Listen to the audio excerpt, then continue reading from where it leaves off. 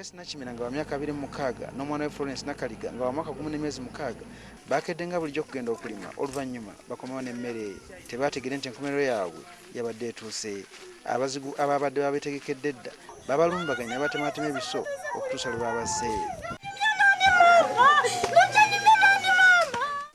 Tebakomyawo n'emirambo gyabwe ne bagijja mu nnimiro babatidde ne bagikweka mu nsiko. Abalala bakedde okulunda ente bye bagudde ku mirambo gy'abagenzi ekireesewo ensisi n'okutya okutagambika ku kyalo kino. Amawulire gano gatutuuseeko ssaawa 2 z'ekiro. Abasobodde ne basobola kunoonyanoonya ku bantu abo kusaba bwe balemereddwa.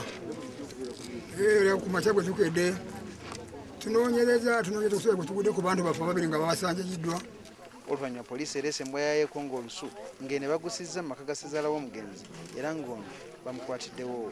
Kaze babadde bamukulusanya nnyo ewa muganda wange awo ne kubonaalizira nga takyayitawo mu lujja lwabwe ng'ayitira wa muliraano eri ewalala ebbali.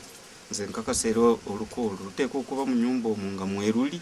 Embwa yaffe omusirikale munnaffe oyo omukugu wakutte ono ate kitaawe w'omulenzi. Tomanya tuyinza okutandikira okubuliriza ku ttemu lino naye abantu begenderezenga nnyo kubanga tukizudde nti ettemu liri nnyo mu b'eŋŋanda ebiseera bino naye ng'okunoonyereza okutandikibwako okulaga nti era ensonga za bibanja za ttaka. Bbawa omugenzi Livingstone Sunday ng'onajjidde ku kitanda mu ddwaliro mu Bende okuleetebwa awaka ategeeza nti gye buvuddeyo katono abatemu bamutira muwala we omukulu naye nga nakati tebakwatibwanga. Kyekyangobayi mwana bamutanga wa myaka 6. Emirambo poliisi egitutte mu ddwaliro ekkulu ery'e Mubende gyekebejjebwe ng'okunoonyereza okugenda mu maaso. NTV yakawongeza amayumba agagenda okuzimbibwa e Kasokoso mu mwaka nga gumu mu maaso gakuweebwa abatuuze bamufuna mpola ku bukadde 50. Minisita w'ebyettaka Daud Migereko ng'alabiseeko eri akakiiko ka Parliament akakola ku by'enguudo n'amayumba agambye nti ssente zino zaakusasulibwa mu myaka 18 ne 20. Wadde minisita n'abakungu ba National Housing bamatizza ababaka nti bagenda kufunira abatuuze b'e Kasokoso ebitongole ne bank zibawole okusobola okusasula ssente okusobola okusasula amayumba gano.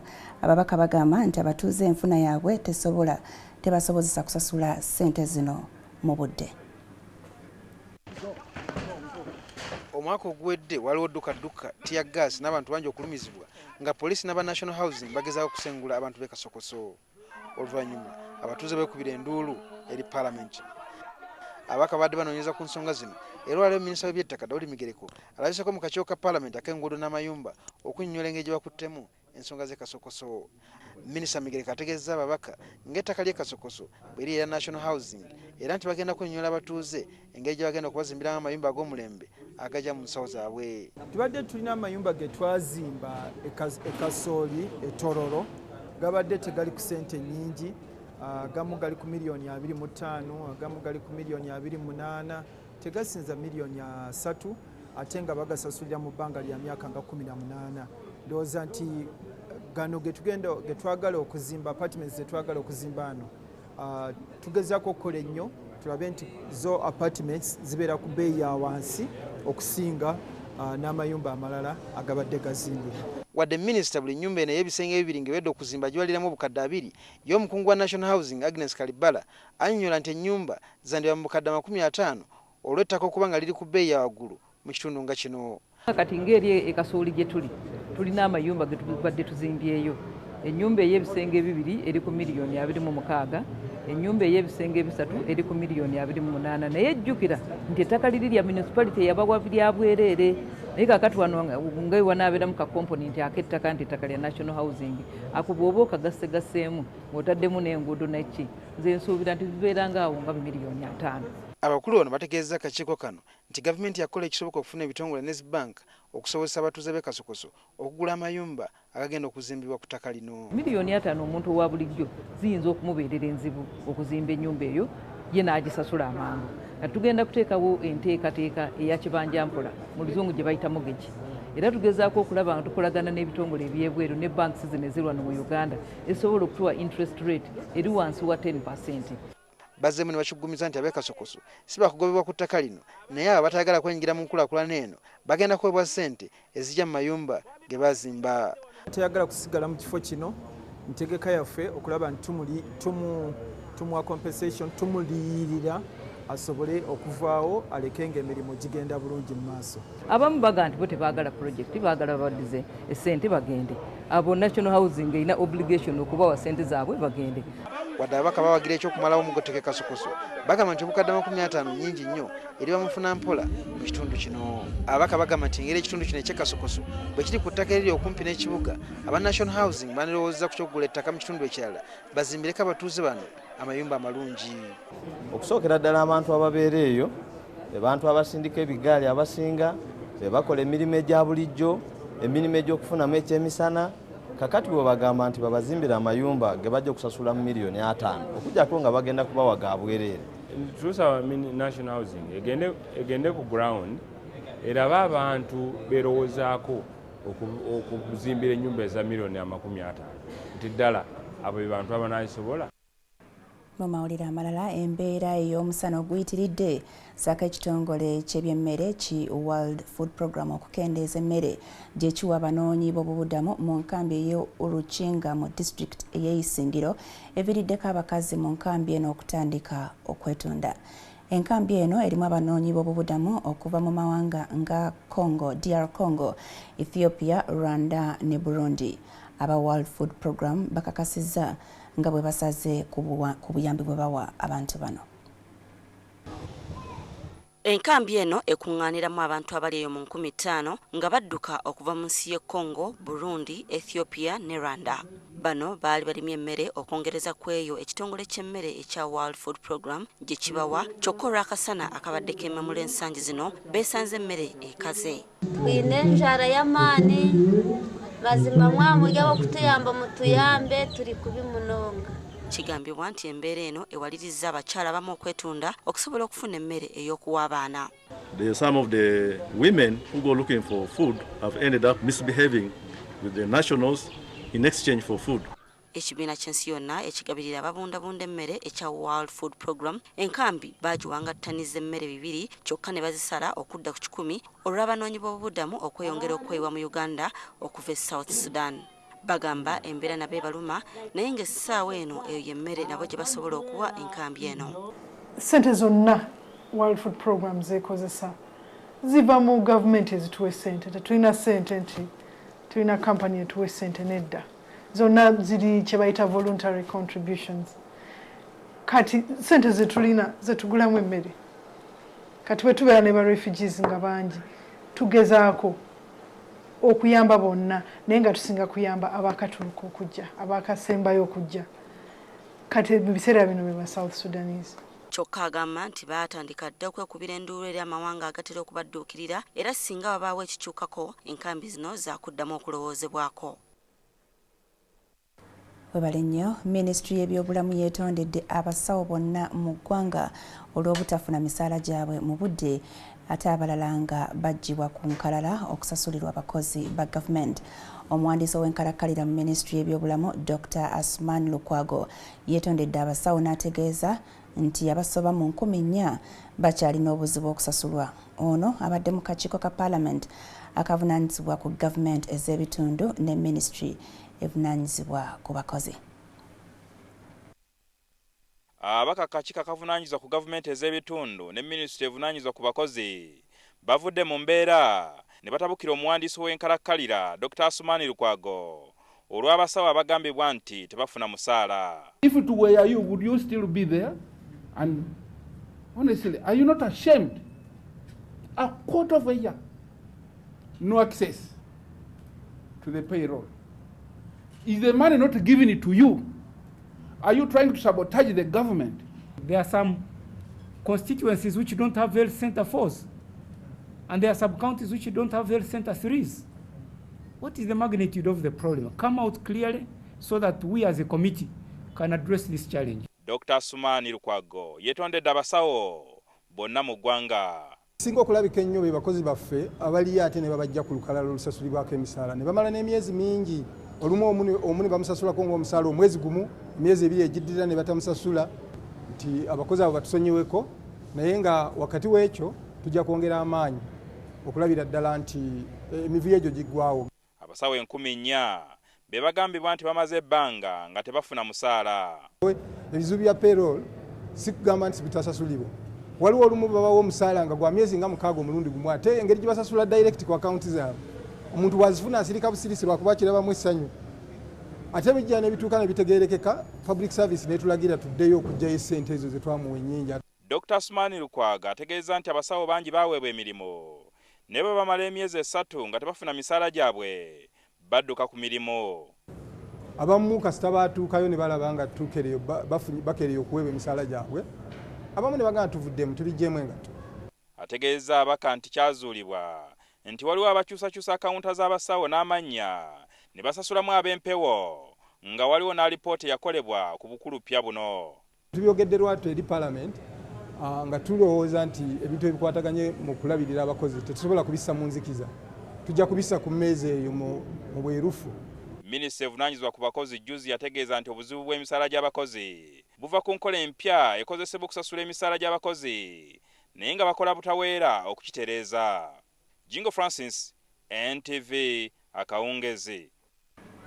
Webale nnyo Jingo Francis. Mu mawulire amalala tukitegeddeko nti ekitongole ki KCCA kigenda kufulumya olukalala lw'ebizimbe byonna mu Kampala ebigenda okumenyebwa mu bbanga eritali lya wala. Kigambibwa nti ebizimbe bino tebyazimbibwa ku plan. Kino kijjidde mu kiseera ng'ekizimbe ekibadde ekizimbibwa mu bubba mu bitundu by'e Kamoocha kiyigulukuseeko ekitundu era waliwo abalomezeddwa. Omukyala Simatusa okufa kalina bwenafuye negwako oludda olumu. Akabenje kano kaguddewo e Kamoocha mu nkuba etonnye nga bukya leero. Nabadde neebase ekiro ssanga 8 kitundu ng'enkuba etonnya amatafari ne gayita mu mabaati ne gangwako nga ndi ku buliri nga neebase. Baliraanwa bagamba nti ekizimbe kino kibadde kizimbibwa mu kiro nga n'oluusi ku Sande. Bazimba kiro bwe tebazimbangako misana bukya bakitandika. Mawulire ge twafuna nga batugamba babagamba balina okuzimba kiro. Kati okuzimba kiro bazimba ebintu byabwe tebirimu simenti bitukuba. Kigambibwa nti nnyini kizimbe kino yaganibwa okugenda mu maaso n'omulimu wabula ne yeerema. Kati omwami oyo twamuwandiikira si mulundi gumu si mulundi ebiri.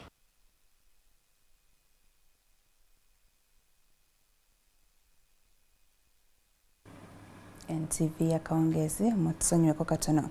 Abasaabaze ababadde bava e Kampala nga boolekera Mbale bawonya okufa baasi gye babadde batambuliramu bwetomeraganye n'ekimotoka ky'amafuta e Wantoni wali e Mukono. Akabenje kano akabaddewo ku ssaawa 11 n'ekitundu akawungeezi k'eggulo. Munnamawulire wa NTV agasakire Mbale David Wandeka y'omu ku basimatusa akabenje kano era ye n'atandikirawo okukwata ebifaananyi. Baasi ya YYC coach yatomeraganye n'ekimotoka ky'amafuta ekibadde kiva e Jinja.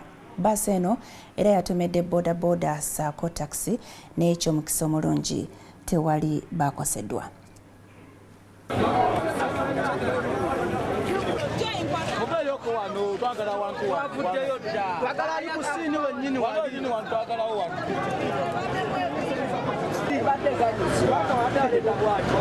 Nowa basi tutegedde kiki kimulongisiza kubanga eva ku mukono guli ate kudda ku mukono guno akati ekubye tuleera ebadde eva ejjinja edda Kampala ne Kamunye ebadde esimbye ku stage ne bodaboda owa bodaboda n'abuukako n'esanga yokka bodaboda era weesibye ate wali badde munda baga nti waliwo ekintu ekikuse ku waggulu wali kati n'alooka alwana nayo okukkirira nayo kati bw'atuusa n'alengera ageze n'asala ayagala okukwata buli kati yekatosi kulengera tuleera nga takyalina kyakukola.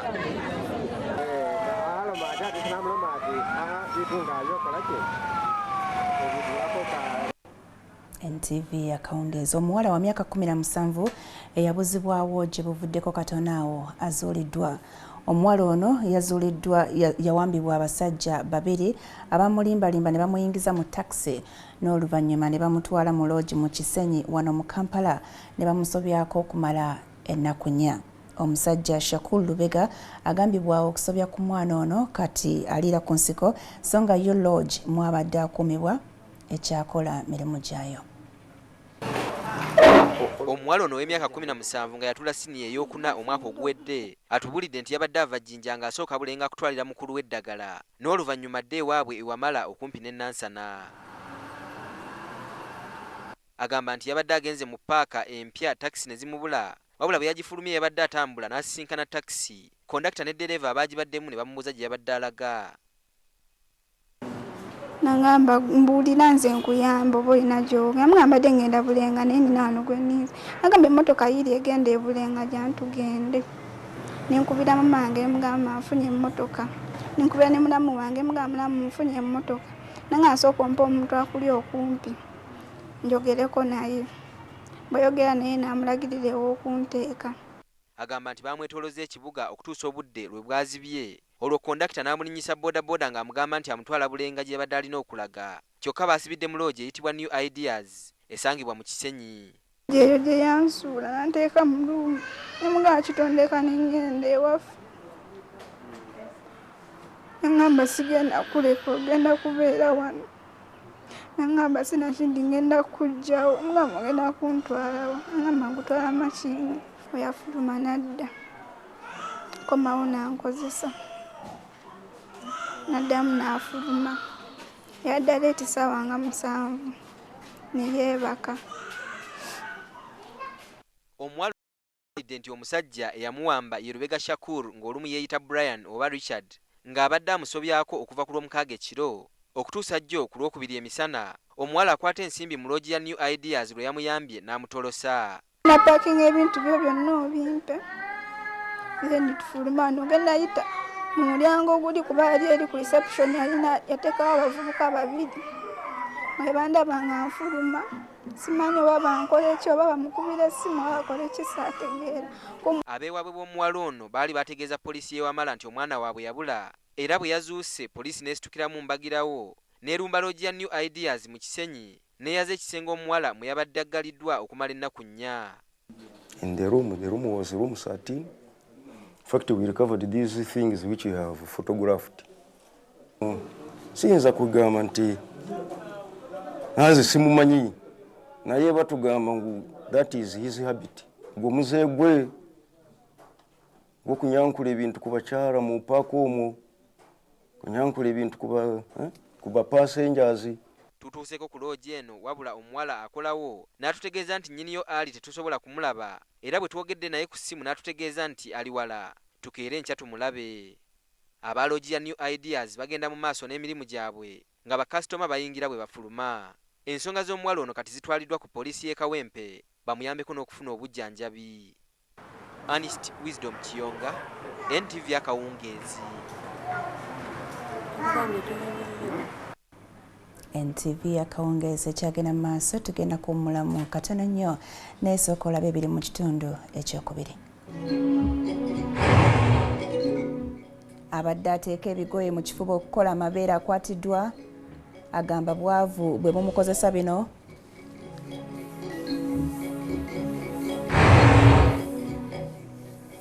Weetaaga etteeka okwagala eggwanga lyo? Wa endowooza yo muyogera naffe tuzzeeyo Nansana.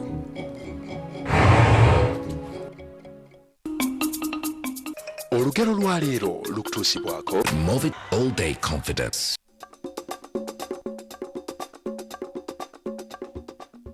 Abalungi endagala nnamu teziggwa mu lusuku.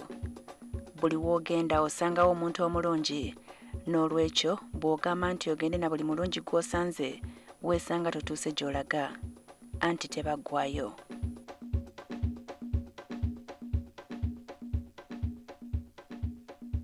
Our pride is your beautiful hair. They are all winners. With Movit No Best, you can also be a winner. Movit All Day Confidence.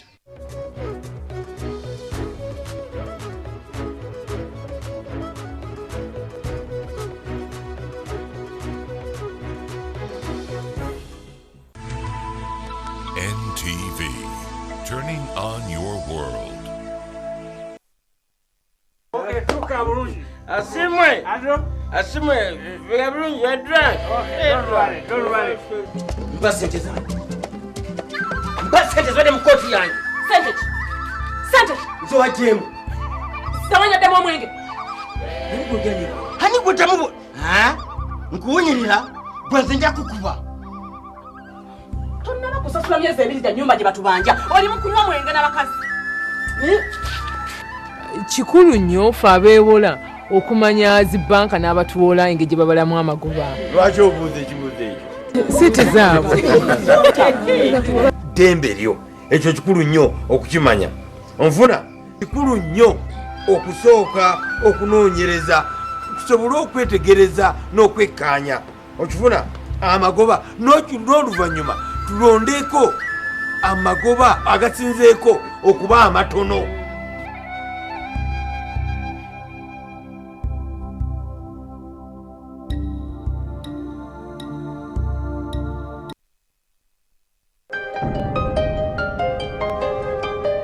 I was going to my hall, someone came from my back and was How? Tugenda okwebaka ekiro. Yanga mwami omanyi?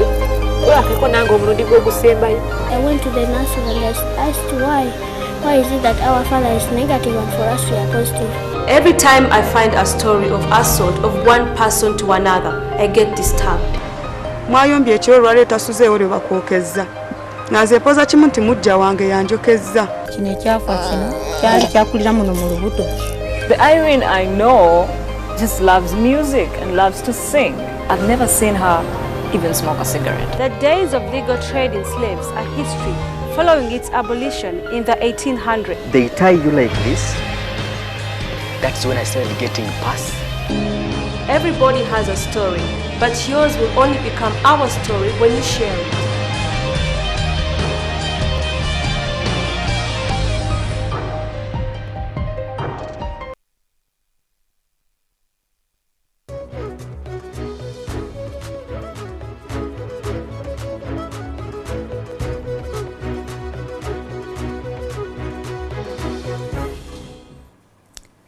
Okyali ku NTV akawungeza eddakiika ziri 24 eziyise ku ssaawa emu. Poliisi y'okunyanja ya Kabaka mu Ndeeba wano mu Kampala eriko omusajja gwekutte ng'emulanga okweyita Kyatali.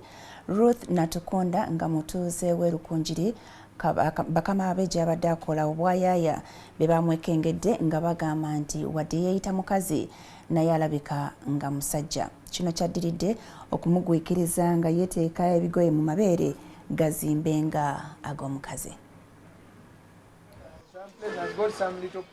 Ku makya ga leero omusajja Omusomaali ategerekeseko eri Abdul ne mukazi we bakedde ku poliisi okwekubira enduulu nga beekengera nti omukozi gwe balina wadde nga bangi bagamba nti mukazi naye neeyisa ye tetegerekeka. Buli kyagala mu ekiri.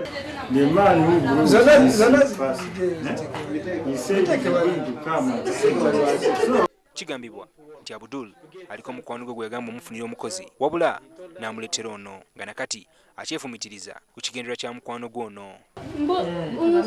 He deceived our friends that he has from his relative that she stay in a village but she won't work. Ruth Natukunda nga wa myaka 19 agamba nti ye mukazi era bakama abe tebasaana kweraliikirira.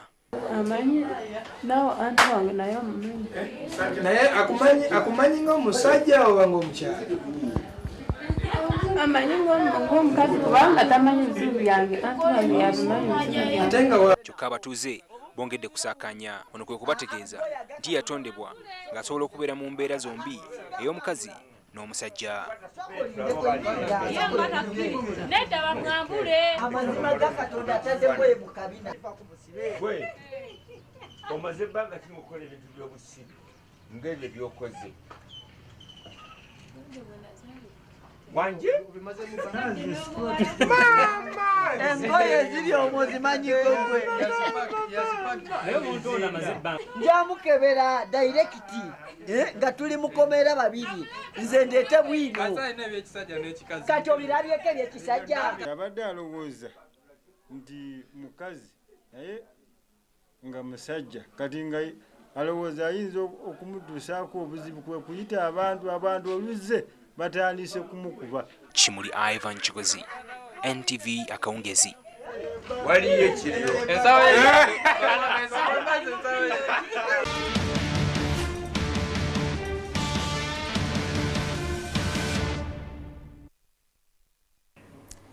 Bannayuganda bangi nakati bakyewuunaganya ku kiteeso kya gavumenti okuleeta etteeka erikaka bannayuganda okwagala eggwanga lyabwe.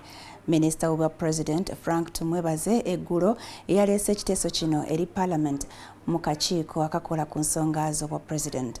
Olwaleero tulizeeyo enansana tulabe endowooza z'abantu obanga ddala kino kyetaagisa. Patrick Mukasa yali enansana. Patrick? Niyanziza nnyo Farida nga bwe nakutegeeza ku ntandikwa nti olunaku olwaleero tuli wano nansana Yesu amala ate gye twali olwokuna luli oluwedde abantu baayo ekintu bakyagala ne batusaba anko naffe tetwabatima ye twakomyewo. Olunaku olwaleero omulama gwe tulina tugamba nti munnayuganda tayagala nsi ye bamuteeke etteeka ensi ye abe nga ajagalwa mpaka etteeka liteekebwewo munnayuganda tayagala nsi ye abe nga ajagalwa mpaka bw'oba tebagala tteeka kiki ekirina okuteekebwa mu nkola omuntu munnayuganda gwe nange okubanga twagala ensi yaffe. Abantu b'e Nansana beetegese dda okubanga bakubaganya ebirowoozo. Kantandike n'omukulu ono ssebo. Amanya n'eddoboozi Waso John. Tandika ku nsonga.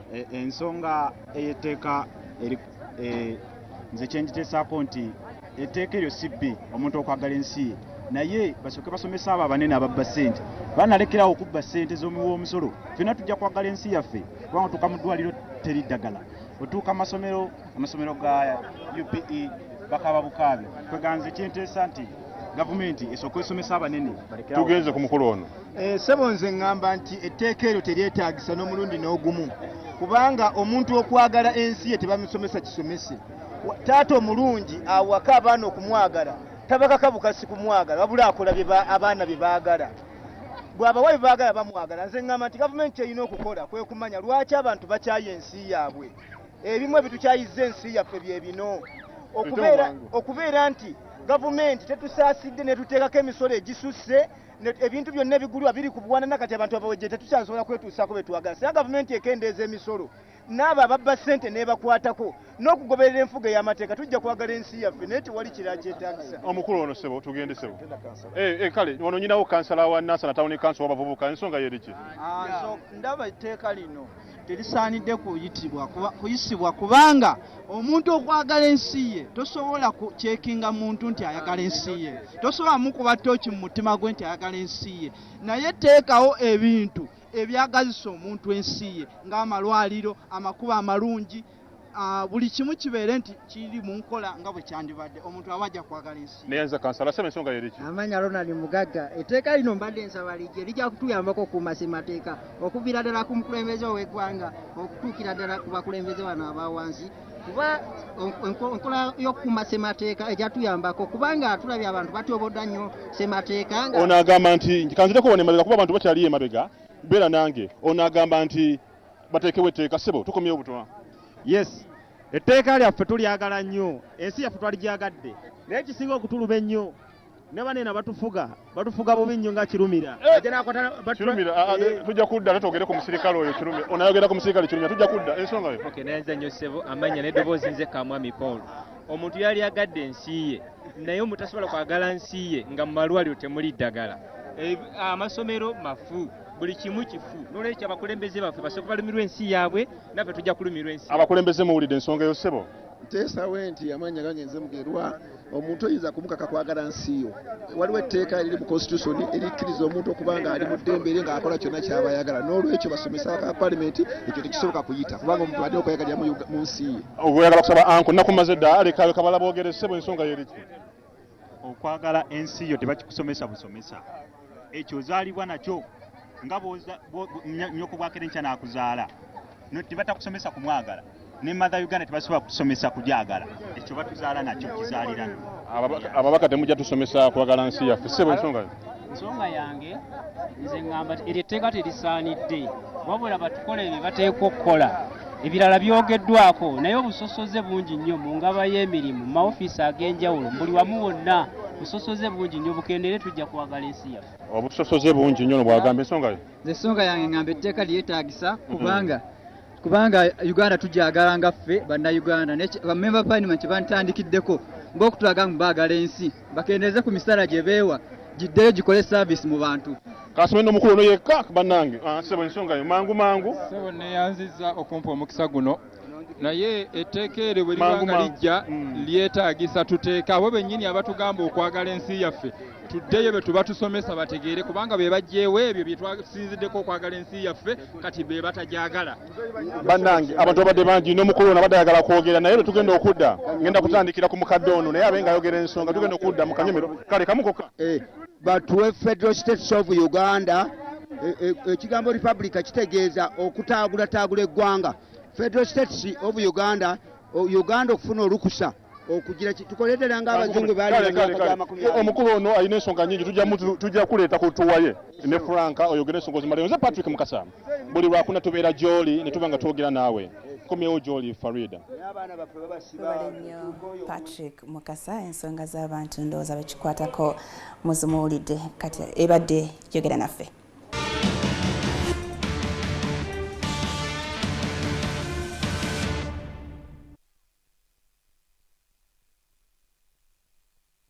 Kati ate katulaba akatale k'ensimbi nga bwe kayimiridde mu bibande by'enjawulo okwetoloola Kampala. Akatale k'ensimbi kakutuusibwako Insurance Company of East Africa, ICEA, standing by you.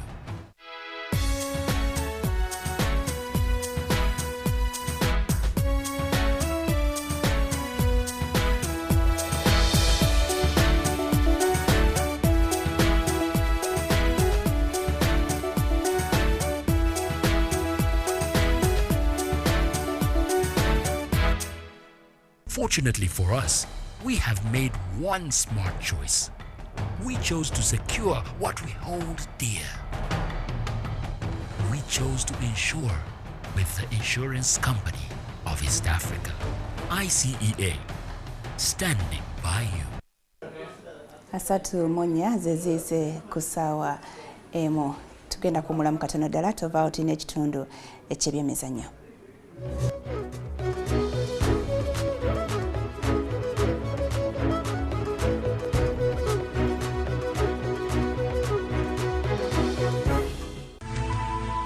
NTV, turning on your world. This season, this is very good. A huge bribe Make change attitudes. Chris, is this why you and Ethan have been meeting? Danger. Take them off. You have to tell Gilbert when. Stop this nonsense. I need you to be honest with me and tell me the truth.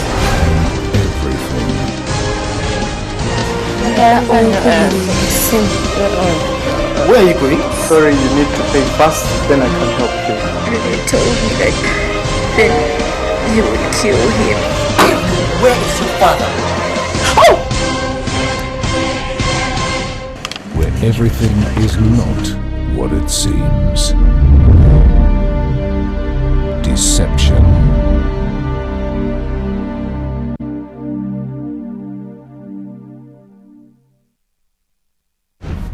People, 50 days, one task. An incredible journey of 10,000 kilometers to deliver a taste of home to Humphrey Kayange in London. A journey you can be part of. We're looking for 25 people to say Twende Kazi and join the Tusker 25 on this mission. Join me. Join me. Join me. Join me. Join me. Join us and be a part of Africa's most epic TV show. Twende Kazi.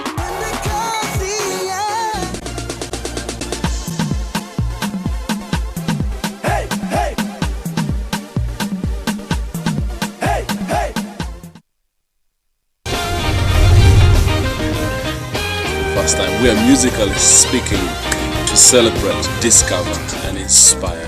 Welcome to Jazz with Isaiah.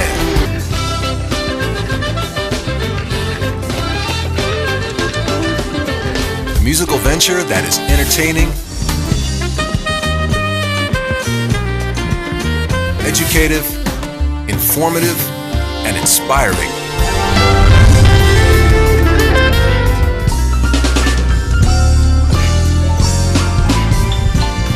Let's join Isaiah as we celebrate, we discover, and we encourage talent. And we're gonna have a good time, man. I want you to be part of that process.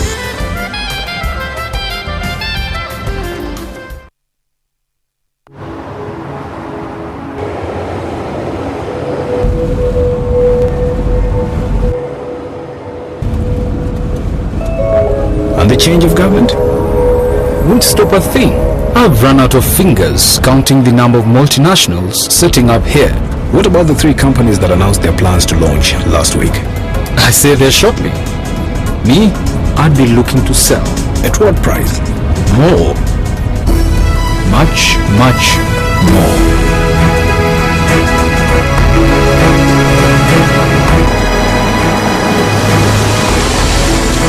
I don't know who you are or how you know these things, but one thing I'm sure of, you're in the wrong job. Here, call me tomorrow at 9 o'clock in the morning. I'd like to hear more from you. Are you ready for your big break? The East African, understanding the region.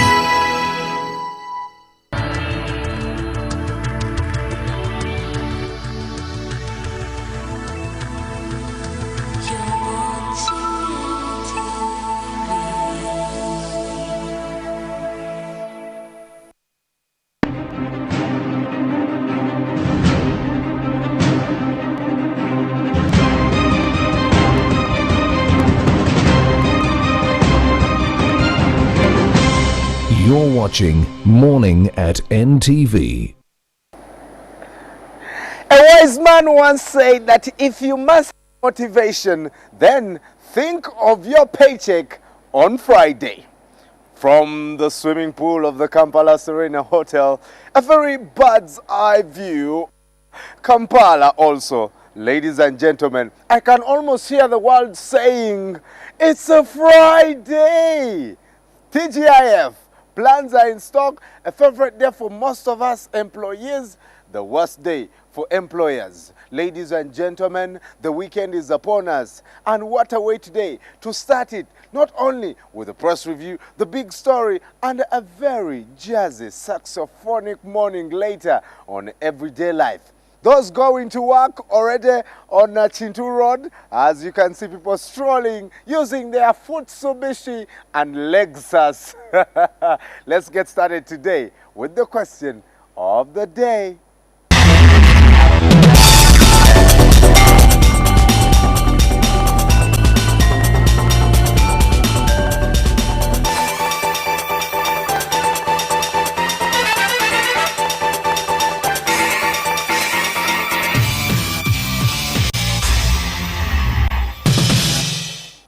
There you go. Which lake in Africa has a maximum depth of 84 meters? Which lake in Africa has a maximum depth of 84 meters? This Friday, if you are the first 5 respondents, there's some goodies for you courtesy of Morning at NTV. And how do you answer those? 1, there's Facebook, Morning at NTV. Go there and like our page. 2, Twitter, at Morning at NTV. You can tag me at MB Gold 2, at Mebkeb, who is standing by, at Joel Senyon 65, and you can win something from the morning. But Mabel is standing by with the stories that are making headlines. Good morning, Mabel. Good morning, Brian, and I think one of these days we're actually going to be in that swimming pool. Thank you for joining us this Friday. Very happy, whether you're on air or online. Welcome to the show. We'll get started by looking at the stories making headlines. IGAD leaders meet to search solution for the war-riven South Sudan. The Permanent Secretary in the Ministry of Health, Dr. Suman Lubowa, has admitted that over 4,000 health workers are experiencing difficulties with the government payroll. And members of the civil society organization plan to blacklist lawmakers who are agitating for the extension of political office bearers. You're watching Morning at NTV. Once again, a warm welcome to today's edition of Morning at NTV. Leaders from the East African Bloc, the Intergovernmental Authority on Development, yesterday in the Ethiopian capital Addis Ababa, decided to search for a solution for the war-riven South Sudan. During the meeting, the leaders endorsed the stabilization force, which will comprise Kenya, Ethiopia, Rwanda, and Burundi. The UPDF could withdraw from the war-riven South Sudan by April after leaders in the region endorsed the deployment of a stabilization force. This decision was reached at during the just concluded Intergovernmental Authority on Development meeting in the Ethiopian capital, Addis Ababa. Kenya, Ethiopia, Rwanda and Burundi will contribute to this deployment. Our regional organization, IGAD, has been exerting maximum effort to resolve the crisis in South Sudan, to put an end to the suffering of the people of South Sudan. In particular, whether in the negotiations around cessation of hostilities and around principles of a peaceful settlement, we must also ensure that South Sudan's women take their rightful place at the table. The force will guard key installations like oil fields. During the meeting, it was agreed that the force will consist of civilians and will be funded by the African Union and United Nations. The decision to send a neutral force comes at the time the reneging group, largely loyal to Dr. Riek Machar, accused the UPDF of playing a partisan role to shore up the fragile regime of Salva Kiir. Riek's group said they will only sign a peace accord if the UPDF withdraws from the neighboring state. Currently, the UPDF, which has a brigade in South Sudan, is stationed in Nimule, Juba, and the flashpoint town of Bor in the vast Jonglei state. The Ugandan army has also managed to restore a semblance of stability in South Sudan after violence broke out in December last year, pitting fighters loyal to President Salva Kiir and his implacable foe, Machar. Emmanuel Mutaizibwa, NTV.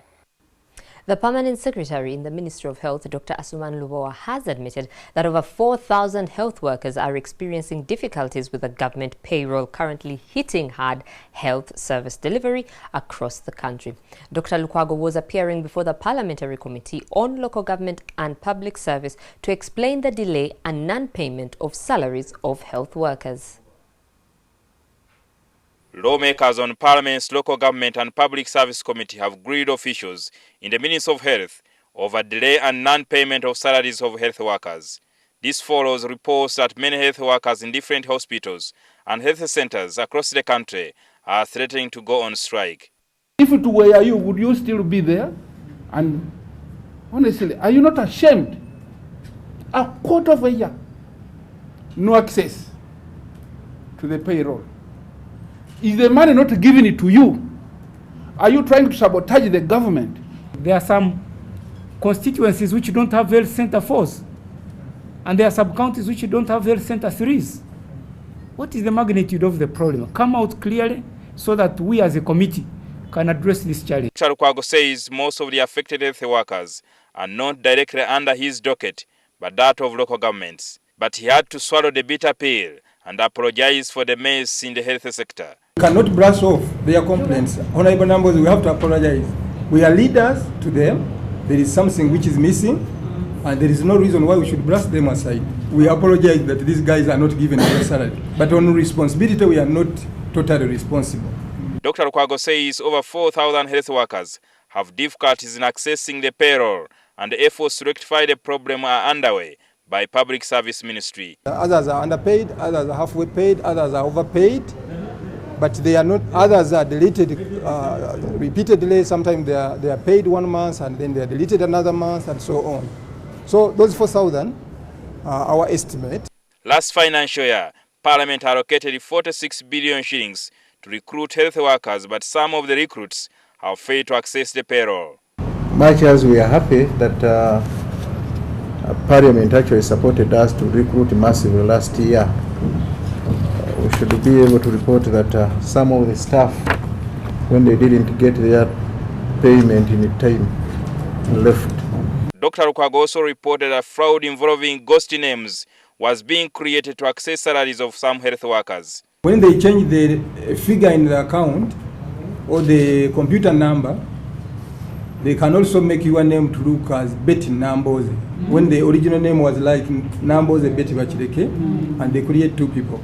However, the Ministry of Public Service recently claimed the delay and non-payment of salaries of government workers resulted from installing the integrated person and payment system. Local government officials also appeared in the same committee, were thrown out after they claimed local government workers had no challenges with the government payroll. We don't have any major problem with unpaid salary areas. The committee also issued police summons to the permanent secretary in the Ministry of Education to appear in Parliament to explain salary delays and non-payment. This was after they failed to appear in the committee.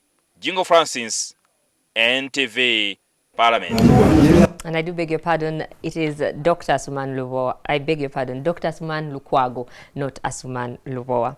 Well, the police in Kampala have rescued a 17-year-old girl who was kidnapped over the weekend and allegedly defiled by a 29-year-old man for several days at a lodge in Kisenyi. The suspect, identified as Lubega Shakur, is on the run.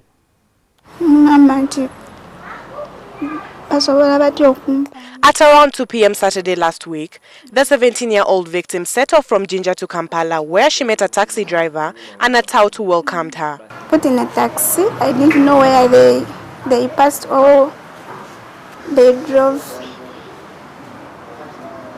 surroundings. Little did she know what was to follow. The tout, who she later identified as Shakur Lubega, took her to the New Ideas guest house in Kisenyi, a Kampala slum.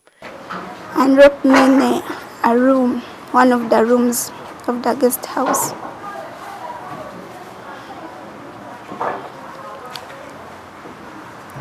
I was locked there for 3 days.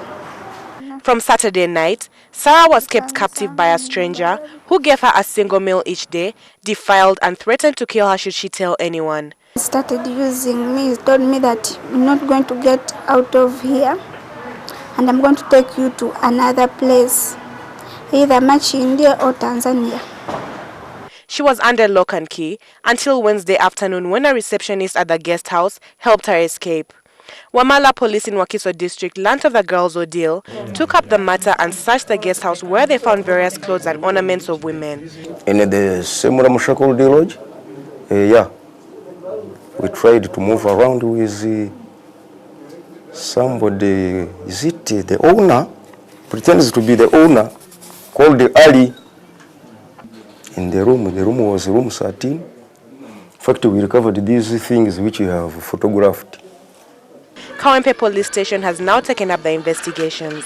The girl is also receiving treatment as she awaits to join Senior 5. Meanwhile, operations continue at New Ideas guest house, the scene of the alleged crime.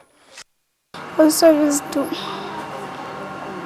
tell me that if I do anything that annoys him, he can do anything to me. Very sad there.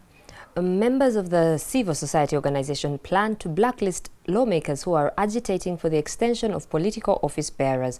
On Tuesday this week, it emerged that the Legal and Parliamentary Affairs Committee was mulling over plans to draft a bill calling for the extension of the current term beyond 2016. Early this week, a group of lawmakers mooted an idea to extend the term of office for political office bearers beyond 2016. The exponents of this idea urged that the remaining period before the country goes to polls is barely enough. There are some members, a few members on the Committee of Legal and Parliamentary Affairs who have the task of doing some clandestine work on seeing on how best we can bring a bill to effect this extension. It is depressing that our country is degenerating under the weight of regime survival and regime longevity politics. The Chief County MP, Sechtoliko Kafero, who is the leading proponent, says the country does not have resources to conduct elections. However, the civil society says the reasons for calling off the elections are frivolous. Accusing their colleagues of pursuing selfish interests, officials from the civil society said they will campaign against it. Where are you going to get the 290 billion, which is Engineer Badru Chigundu's budget for a national election, within this very short period, after conducting the two exercises, in a situation where our development partners, like Sweden, Norway, and others, have already withdrawn part of their financial support to Uganda? So this issue of we have to deal with the electoral reforms, constitution, and all this, that is too simplistic to warrant an extension that the government is talking about. The justifications cannot be brought by them who are in power. The justifications then should come from us, and we need to feel that, okay, maybe the time is not enough. But for the same people who are desiring to be in power to come up and say that we feel time is not enough, it doesn't really hold water. It will be a good idea, for example, because in any way, 5-year term, sometimes you find you've started work and you've not yet moved a lot, and you are still getting acquainted with the laws, and you're still studying, and then they tell you to go. Extension is not a problem, but what is important is people exercising their powers in choosing their leaders in a free and fair election process. Through our respective networks, we're going to ensure that wherever these people come, they're definitely shunned. We're going to ensure that people are able to speak out, and their voices have to be heard. But the civil society organizations plan to publish all the names of those behind these schemes. We will make sure that the names of those MPs who receive this money will be published in the Black Monday newsletter for the benefit of all citizens, but will also be publicized as part of the other forums convened by the Black Monday movement, so that all Ugandans are aware of those MPs. Officials also criticized MPs who have been promised dollops of cash to sell the candidature of President Museveni at the grassroots, saying this is symptomatic of a decline in integrity. For you in today's morning bulletin, and for today's Friday press review, we return to the Kampala Serena Hotel rooftop to Brian, Simon and Joel.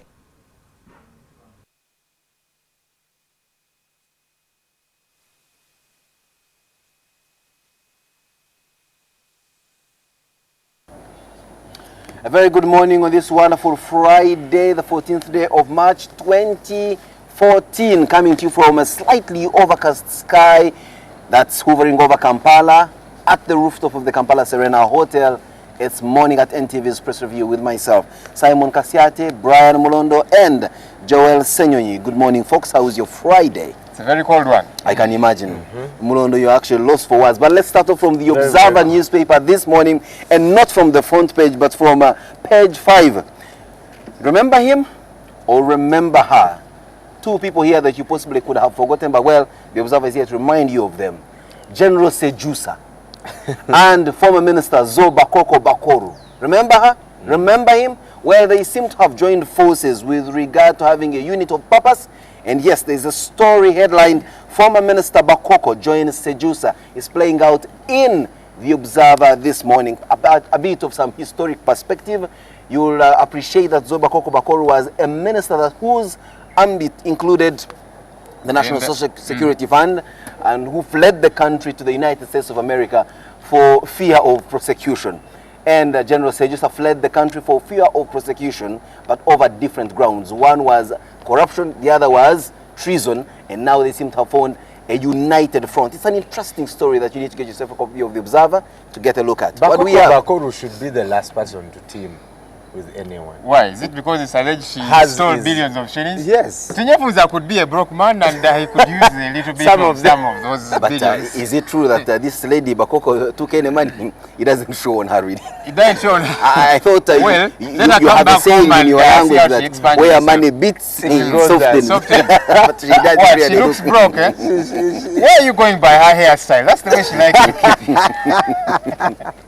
Another proposes new taxes on fuel, sugar. That's in the Daily Monitor.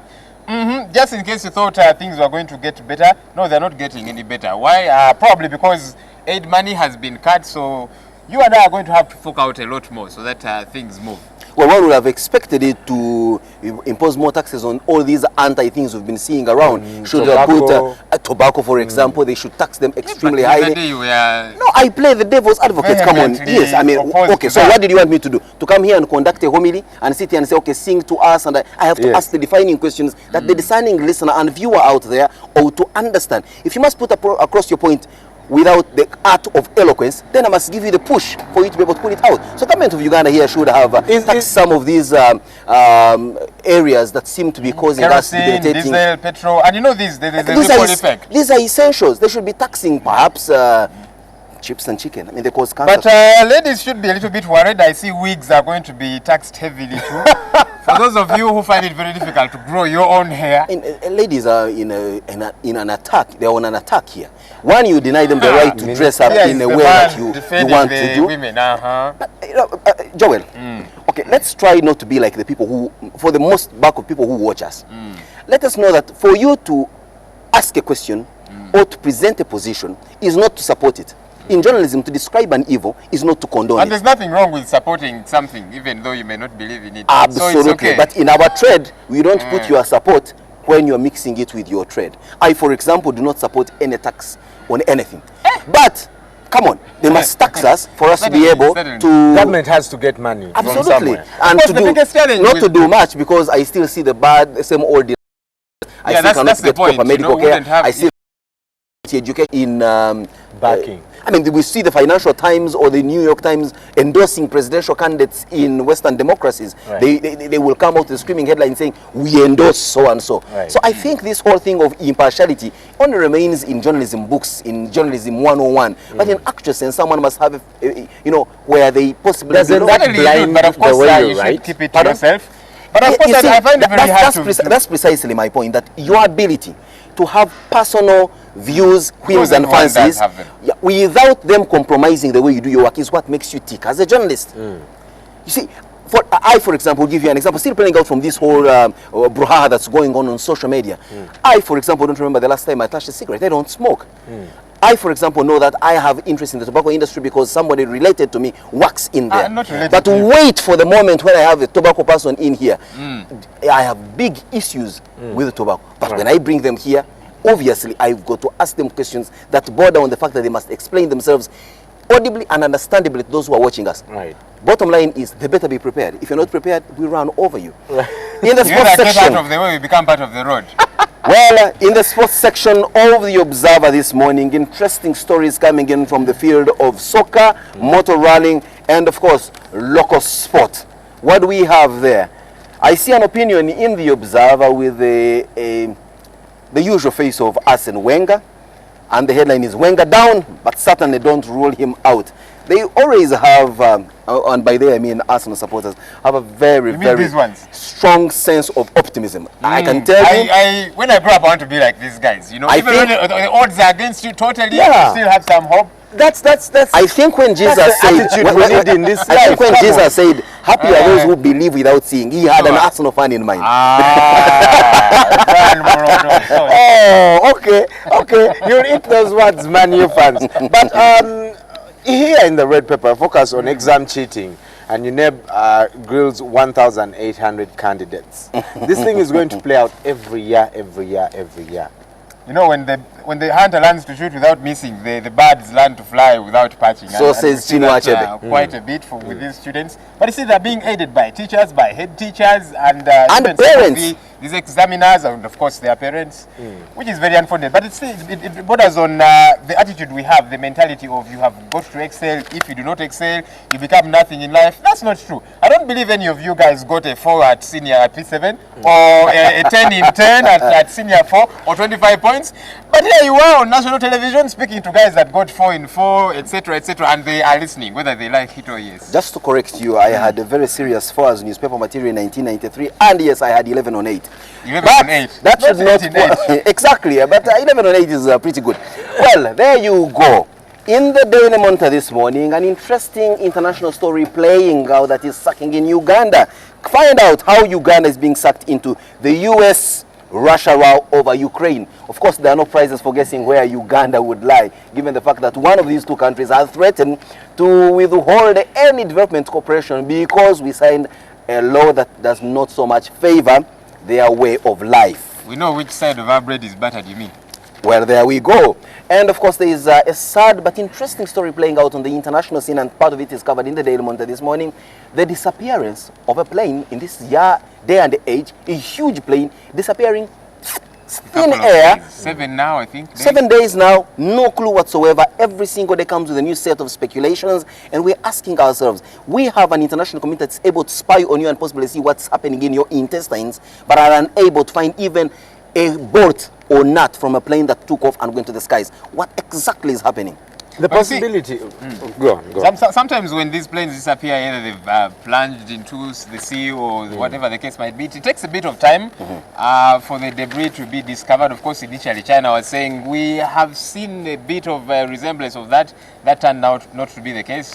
We give them a little bit of more time and we see what happens. Yeah, but we are sitting at the comfort of not having much to do with this plane. But let's look at the relatives or the teeth and kin of those who alleged to have disappeared on the plane. Of course, there were all these speculation. It could have been bombed by those two guys with forged passports. 3 of them. Yeah, But many but people in that region which actually was have wrong because passports. these guys were simply asylum seekers. Now we see that there is no clue whatsoever. So people are getting impatient. And of course, the joke making the rounds is that now Malaysia, having sought from all sorts of technology and having failed, they are seeking help from their top medicine man. And one is wondering whether Mama Fina may have to offer some services here.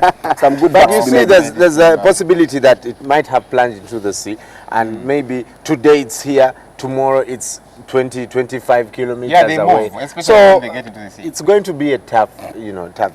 The sea At has least been terrorism has expanded been today. ruled out Another so far. zone has been.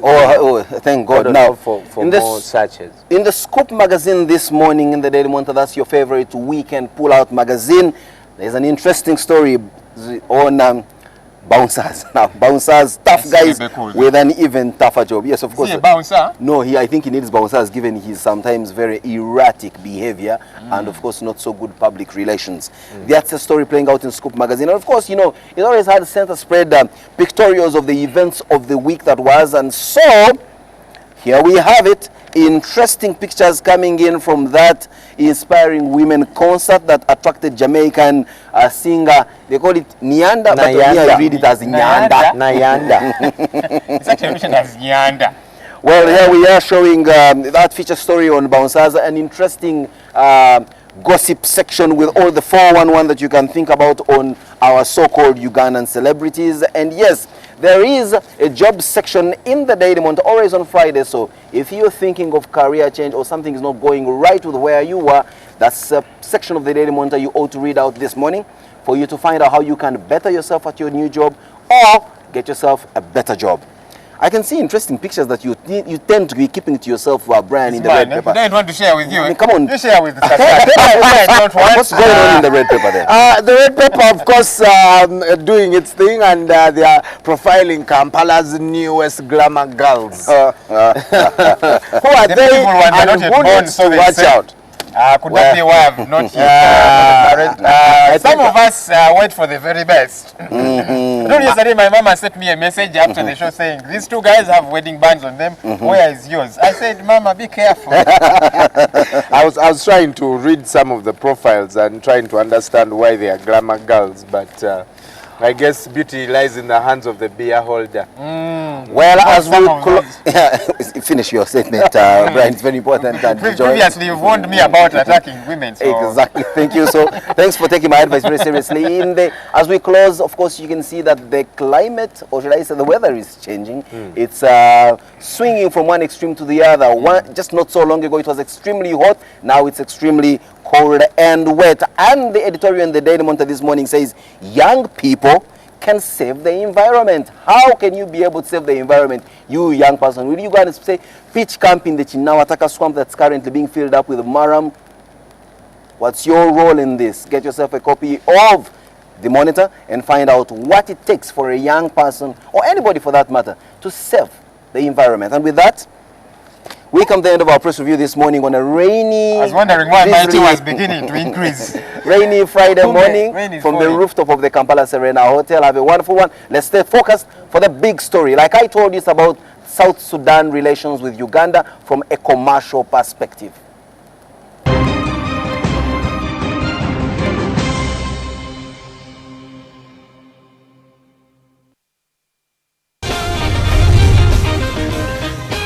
Time. We are musically speaking to celebrate, discover, and inspire. Welcome to Jazz with Isaiah.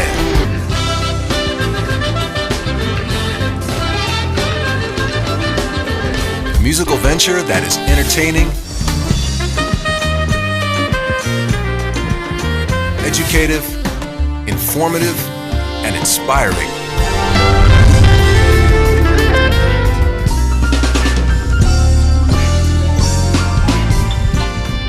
Let's join Isaiah as we celebrate, we discover, and we encourage talent.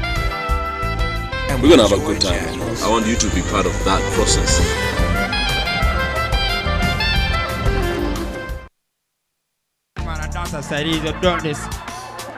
Aro, give me 5 stress, 3 gonorrhea. Kale muli wano, you think you've brought campasas? Omwana yena sobola gamba super deep. Si myaka jaffe.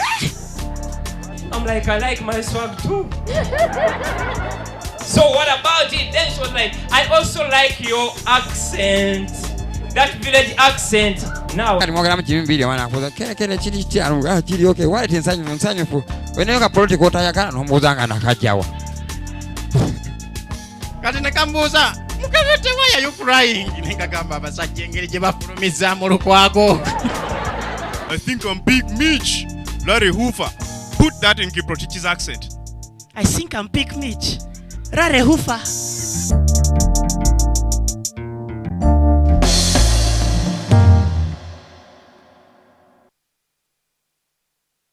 Me? Oh, you give me way too much credit. You know what? You got what you want. But what shocks me is that you don't care at all about Hakim and Lulu. What was that? That was me trying to save the two of us. At the expense of someone's career? A man's got to do what a man's got to do to survive. All I need is answers. How about you stay away from my reporters and stay away from my newspaper? Hakim could be Mabel's son, but that's yet to be verified. But where do you get all these stories from? I'm a journalist, but what I don't buy... If you spend less time on the phone, you should probably move up to speed. Oh gee, thanks for the advice. I am your mother, not one of your cheap whores, and you need to show me some respect.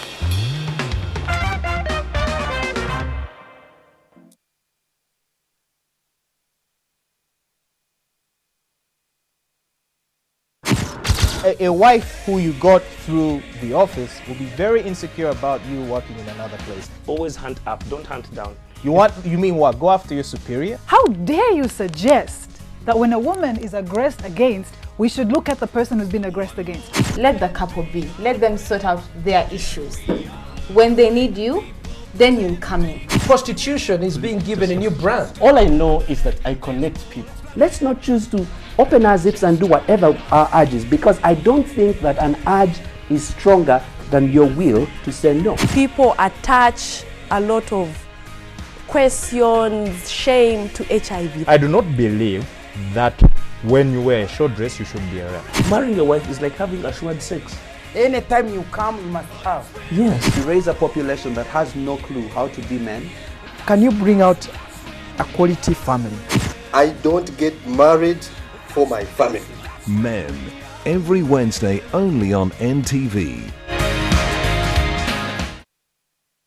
Hey there, Mr. Krabs! Are you ready to party? I like to move it, move it. I like to move it, move it. I like to move it, move it. You like to move it, move it. Wow! Hello, fellow motor enthusiastics. Oh, Mr. Krabs, isn't there any way for us to return all of them back to normal? Hey! How did he do that? The Red Ranger's a bigger problem than I thought. It's time to finish this thing up! What can I do to make them love me again? What are you drawing, Kitty?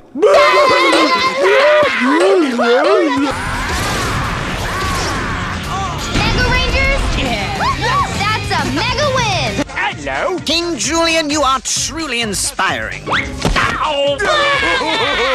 Sponge pot! Fantastic! What's that? That document. Oh, that. Just some business. I came to apologize. I have no right to interfere in your lives. I've eliminated the only evidence that links me to Ivan Chinawa's death. But you didn't have to kill another person. It's not like I've got anything to hide, Nene. Just go ahead. Victoria, how is it like to work for Miles Filagazi? Blood seemed to matter not. Blood? Yeah, blood. I'm responsible for your father's death.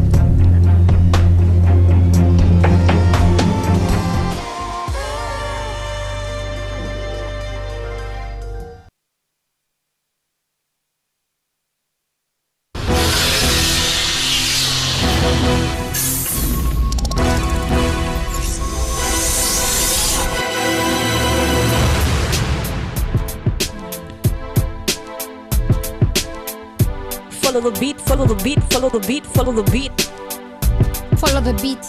Follow the beat, follow the beat, follow the beat, follow the beat. Follow the beat. Follow the beat, follow the beat.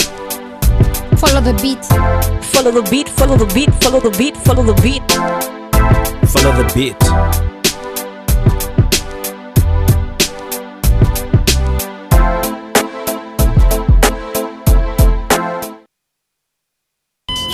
Running out of airtime can happen to anyone. The next time you recharge, simply dial *161# to get going again. On the next episode of La Patrona.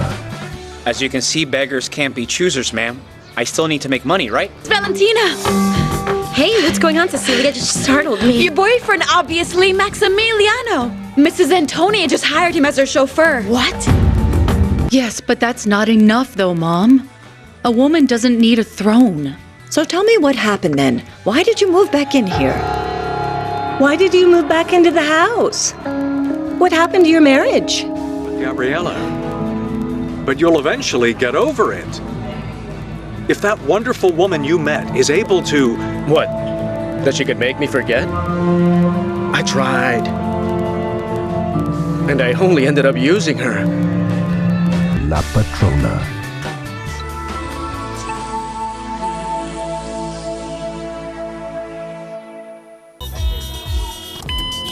At Orange, we know that running out of airtime can happen to anyone. That's why we bring you Wetase. Simply dial *161# to get going again. Convenience changes with Orange. Today changes with Orange.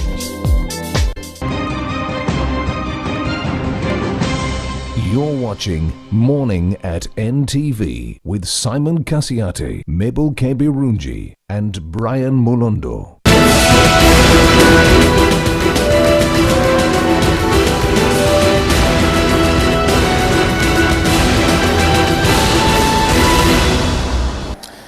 We're coming to you, come rain, come shine, and this is the big story on Morning at NTV at exactly some 15 minutes to the hour of 8 o'clock. Let's recall that in November of 2010, government of Uganda and that of South Sudan signed a memorandum of understanding of interesting bilateral relations, and from that moment, Ugandan traders saw an opportunity to extend their commercialization to the new nation. And from that point on, the government of South Sudan, which was reeling from decades of war, sought the services of Ugandan traders who were on hand to provide goods and services with the understanding that they would pay them. Now, almost 4 years down the road, and with South Sudan in the brink of war, should I say brink of war, or in the thick of a civil war yet again, Ugandan traders are licking their wounds, literally. Many of them choking on bank loans, having had mortgaged their properties to supply these goods and services with the hope that they will be paid back. Now as we speak, they are demanding, some reports indicate, in excess of $50 million US, that's somewhere in the tune of 200 billion. They are running out of patience. I'm talking about Ugandan traders. And yes, this is a story playing out in today's newspapers, notably the Red Paper and the Observer newspaper. Some of them are threatening, in our usual speak, Okwekwale Chintu. What is it exactly that these Ugandan traders are complaining about? Without further ado, I will introduce to you one of the traders who's literally licking their wounds and who is our guest this morning, Mr. Fred Bahati, who's the chairperson of the Federation of Uganda Bus Owners, as well as the head of publicity, communication and awareness of the Committee of Claimants. These guys are tremendously organized. Fred, good morning and welcome to our show this morning. Oh, yes, morning. How are you? You don't look a very highly indebted person. You look happy and smiley and flamboyant for a Friday morning. What exactly is going on with regard to what you did with South Sudan? Well, like you put it, only that the years have exceeded 4. They are about 6 years now, because the government of Southern Sudan approached Ugandans in 2008 to supply them with grains and other produce. Our traders went to banks, went to farmers, and collected the tons, metric tons of grains and cereals and supplied. These are about 3 categories of people. The first category is that one which signed a formal contract with the government of Southern Sudan. That was 2008. So they supplied for about 2-3 years. Come 2010, they requested to be paid.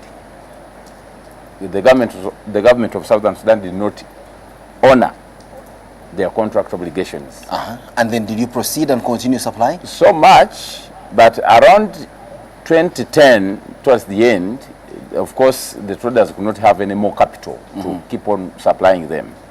So until they intensified the demand to be paid, and the government of Uganda swung into action. It pledged to help them recover their payments. How? As in go and kubanja the South Sudan government? No, they from the national coffers and pay? No. They entered the memorandum of understanding, which stipulated the ways and the timelines for payments. This was between the government of Uganda in agreement with that of Southern Sudan and the traders. And they put the dates. A payment plan, so to speak. Which was supposed to end by June 2011. Now, first of all, the payment plan was not respected. So no payment was paid to you whatsoever? No, some little payment was done after the intervention of General Kahindu Tafire, the then Trade and Industry Minister, after leading a delegation to the government of Southern Sudan. You see, those people understand the language of generals. And none of the traders was a general? None of the traders was a general. But you said there were 3 categories of people. There are those of you who have formal contracts with them. The second category is? There are those who had contracts with individuals and the companies. So contracts with individuals and companies? Yes. Then the third category? There are those who lost their property and lives and got injured.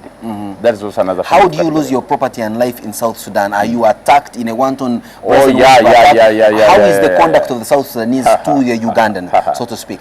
I don't know how I can put this. The level of arrogance, the attacks that have been done to Ugandans is, I don't know how I can put this. But Fred, if you have someone you're supplying goods, one, they're not respecting memorandum of understanding signed between their 2 major principals, the government of Uganda and that of their own country, and you realize that they are behaving wantonly and arrogantly towards you. They are killing some of you. They are taking some of your goods by force. How on earth would you continue dealing with such a group of people? No, first of all, the suppliers stopped. And this arrogance intensified more when the supplies were stopped. But so they were forcing you to pay them. Besides, as you know, we Ugandans, we are very, I don't know how I can put this, but where there is market, Uganda will not hesitate to go there. Never mind the other conditions that Never mind other conditions. So who is to blame here? Definitely Sudanese. That one has no question. It is self-explanatory, it is Sudanese. For them, they are here. Have they been attacked? In any case? Well, there are reports that you, Ugandan traders, are threatening some ordinary Sudanese on Ugandan streets, threatening their lives, threatening to beat them up. Not us. They are the leaders. All I know is that some Ugandans, in fact, most Ugandans are very disgruntled. They are very unhappy because some of them have lost their dear ones, like I told you, others have lost their properties. So I know Ugandans are not happy. And they are seeing South Sudanese walking around the streets here. And they are seeing them on every 60 vehicles which pass on the streets here. There is a CE number plated vehicle. Very good. Perhaps owned by a Ugandan also. You cannot be sure that every South Sudanese registered plate car is owned by the South Sudanese. The percentage could be less than 2%. I am not so sure about that. I don't know how you get your... That's why I've said it could be. But Fred, there has been talk that indeed relations between you, the traders, and South Sudanese individuals and their governments have not been going on very well. That we know for a fact. But one of the reasons why these relations have not been very well is that we have been Ugandans in every sense of the word. We cheat them. We promise them goods and don't supply. They ask for beans, we provide them with soybeans. They ask for soybean, we give them maize. We don't provide the specifications of the goods they ask for.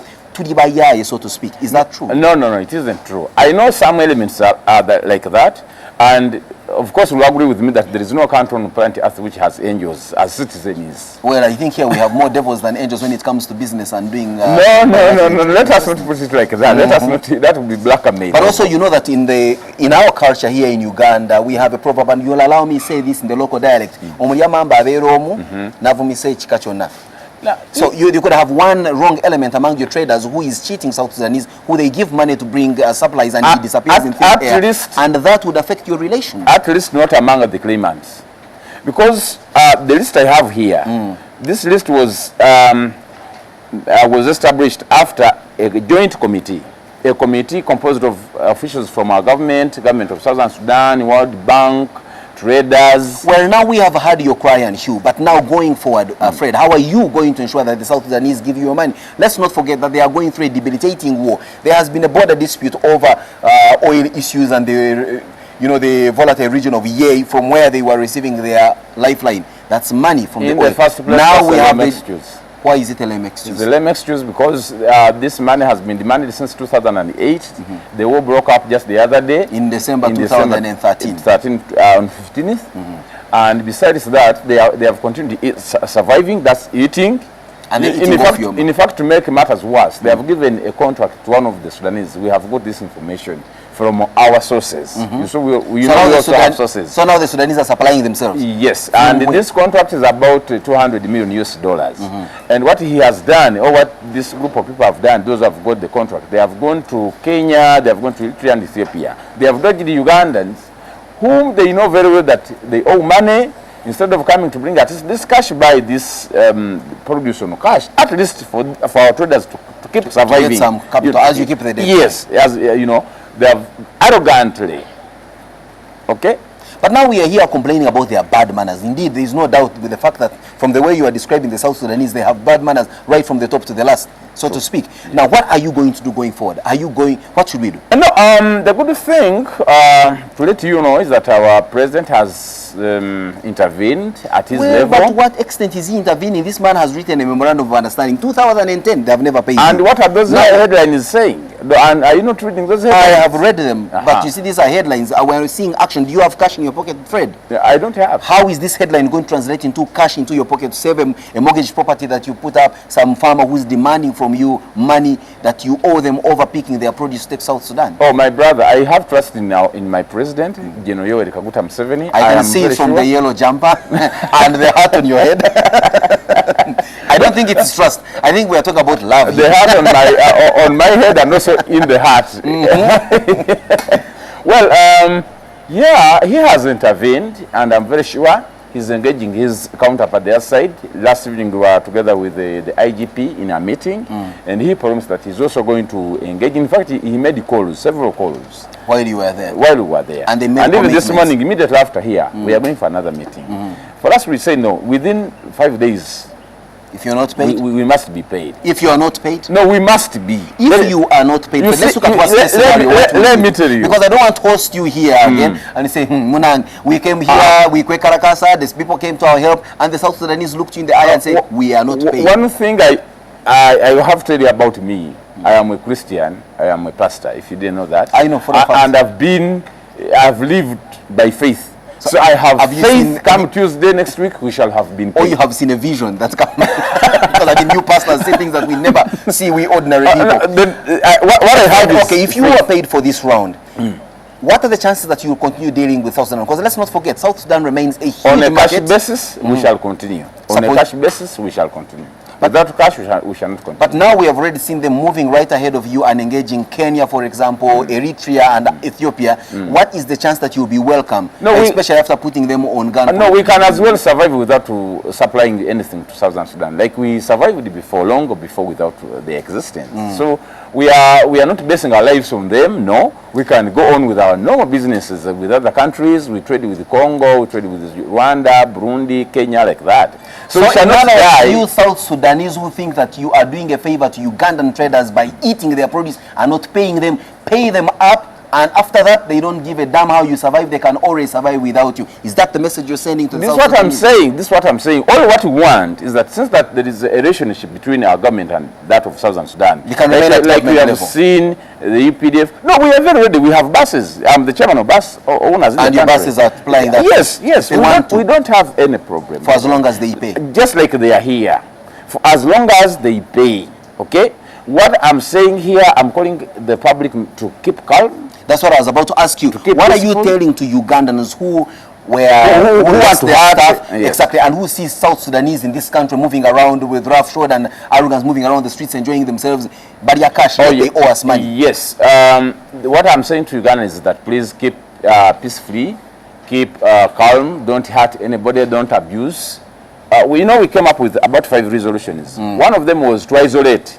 That's the word we use. And this was in its full meaning. To isolate, just deny any service to South Sudanese here, in case they fail to pay us. But don't dare even abusing or scratching, no. What do you mean by isolate a South Sudanese from services? As in a South Sudanese walks into a supermarket and I don't serve, I don't absolutely. That's what we are calling. But that is segregation, that is apathy, that is just like they have segregated us. So this let me tell you this, and which is very important for your knowledge, by the way.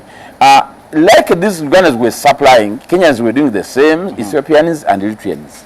All the others have been paid. Have been fully paid. It's only Ugandans who have been sidelined. And we don't know why. That's why we are calling upon Ugandans to isolate.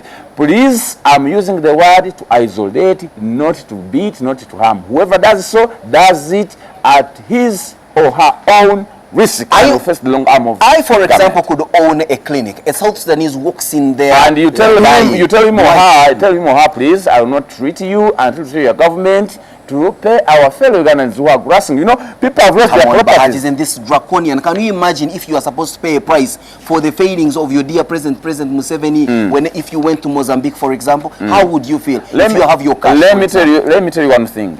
I am aware that those Sudanese who are here, especially students at the universities, students in secondary schools, they are fathers and parents and guardians. They are the ones in the government their side. They are the ones who decide who are the decision makers. So if anything happens to them, they know that they are isolated. I am telling you, it will just be picking a call. But then they will shift their students and take them to Kenyan universities, Ethiopian universities, and will lose capital. I can assure you, Uganda is the hub of education. That's one I can assure you. They like us more than we like them. What is the chance that with the way we Ugandans love money, we will just isolate South Sudanese who we know that, for example, if a piece of chicken costs 5,000, the South Sudanese will be willing to buy it at 12,000. A good percentage of Ugandans are patriotic. That's why they got arms and went to the bush. A good number of 27 who went to the bush, you might. Are they the only ones who won the war? Certainly not. By the time they won the war, they were in tens of thousands. So are you saying you're confident Ugandans are going to heed your call and isolate South Sudan? Definitely, absolutely, without any doubt. I think being a pastor is spoiling you, becoming too optimistic and having a lot of faith in the people you call Ugandans. No. I know them. But if you can see this kind of headline, do you think it is easy? Do you think it is okay? Well, he's referring to a headline in the red paper that says there's a fresh war, South Sudanese in Kampala face massacre. Then the Observer? The Observer is screaming out today with a story saying Uganda traders out to hurt South Sudanese. You see? So, for us, we are saying we don't agree with this. But what we are saying is that at some point, we shall request you. You know, I've made this call all over radio. We've had your call, Fred, but now let's have a final one on this. What do you say to those Ugandans who take the advantage of the fact that South Sudanese have a lot of money on them, some of them cannot find us, who go ahead and cheat them? I'm told you cheat them, you destabilize their families, you rob from them, you sleep with their women, you are doing all sorts of crazy things. That's why they are angry and reprimanding you. That is absolutely wrong. I don't agree with that, and whoever does so should be arrested and prosecuted. They should have the rule of law in their country. Whoever does that, for example, if a Sudanese misbehaved here, for us we shall arrest, the police will arrest and take it to courts of law. So they should do the same. But they should not, let me tell you. But don't you recognize that this is a very young country whose state functions are not at their very best, and also a country that is faced, for example, but they are basics of human rights. They are basics of human rights, which should begin. They should begin with. Okay, they should have courts of law. They should have prisons. But if someone has cheated a Sudanese, don't kill and beat these other people who are innocent. But now, Fred, you know that if you knocked a door in Southern Sudan, you can be shot because and the reason is you have found it in its own territory. Our bus drivers have been beaten, have been arrested, have been. But that has never stopped you from dealing with the South Sudanese. But now let's get down to the money. Because for us, we consider them to be brothers. How much money do you actually demand from this the South Sudanese? This is close to $50 million. Category A, Those ones with formal contracts. It's about $50 million. No, it's 41 million, 623, 500. The details, of course, certainly would not come Then out. category 2 and 3. So the total comes to about about $50 million US dollars. Yes. Now, Fred, when you look at how much commerce we are dealing with in regard to the South Sudan, to what extent does this money have a trickle-down effect on Ugandans? Because people watching you are saying, well, that's your business. For you, you're trading with South Sudan. It doesn't have a direct impact on me. Let me tell you, withdrawing or taking away $50 million US dollars from a government, from a country, it has definitely long, far-reaching effects on the economy. Because if I can show you, this is a list of properties of big people who feed tens of thousands of Ugandans whose properties are being auctioned and taken by the banks. Well, there we have it, the plight of Ugandan traders who for the last so many years have plied trade across the two countries, but are indeed, like I said earlier, licking their wounds without the South Sudan government honoring their side of the bargain to pay them. We'll take a short break. When we return, it's Simon Says on this issue.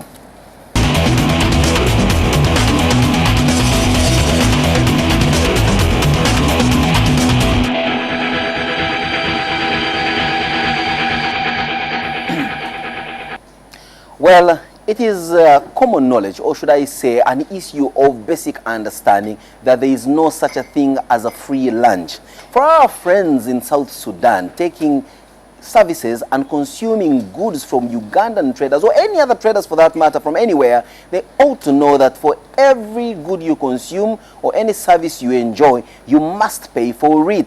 There is an extent to which good friendliness can operate. A handshake cannot go beyond an elbow. So with all this motivation coming to you to pay up, it doesn't matter whether you're going through a civil, it doesn't matter whether you have oil fields that are underclaimed by another government. I think it's only imperative that you keep the relations going, because for a long time Ugandans have been known to be courteous and welcoming people. That's why you find that all sorts of characters and individuals find a safe haven in Uganda. But when you start receiving headlines like these we're seeing playing out in the newspapers this morning of individuals of South Sudanese origin facing threats to their lives courtesy of the disgruntlement of Ugandan and especially Ugandan traders, then that's a point of concern.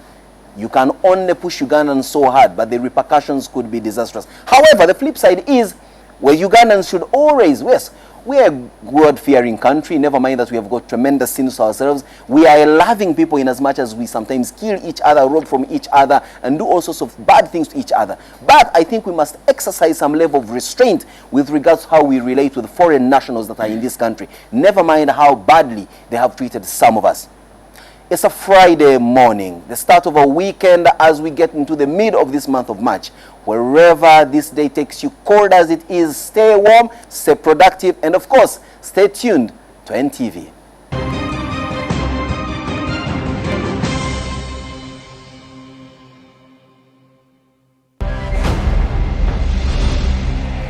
This is very good. Hope you like this one. Chris, is this where you and Evelyn have been eating? The life of your life. Dayon Chalo. Take them off. You have to tell Gilbert, well, stop this nonsense. I need you to be honest with me and tell me the truth.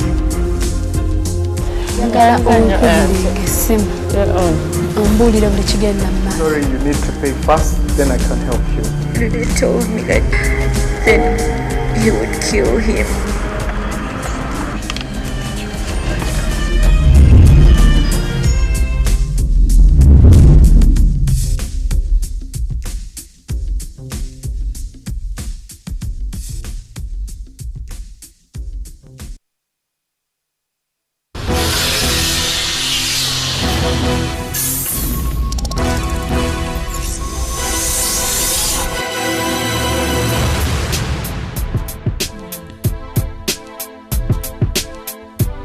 Follow the beat, follow the beat, follow the beat, follow the beat.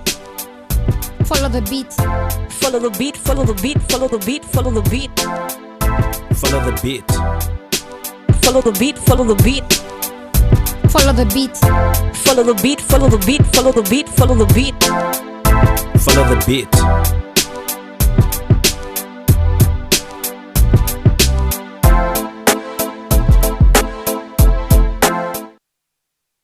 I'm going to blow your mind and I'm going to twist your taste buds.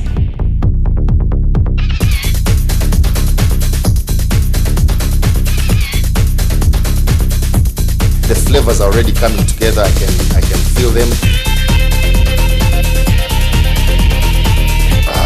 Very lovely, very appetizing, very healthy.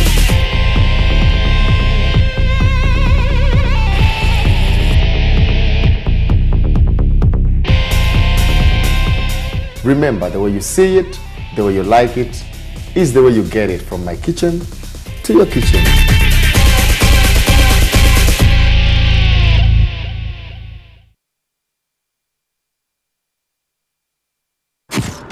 A wife who you got through the office will be very insecure about you working in another place. Always hunt up, don't hunt down. You mean what? Go after your superior? How dare you suggest that when a woman is aggressed against, we should look at the person who's been aggressed against? Let the couple be. Let them sort out their issues.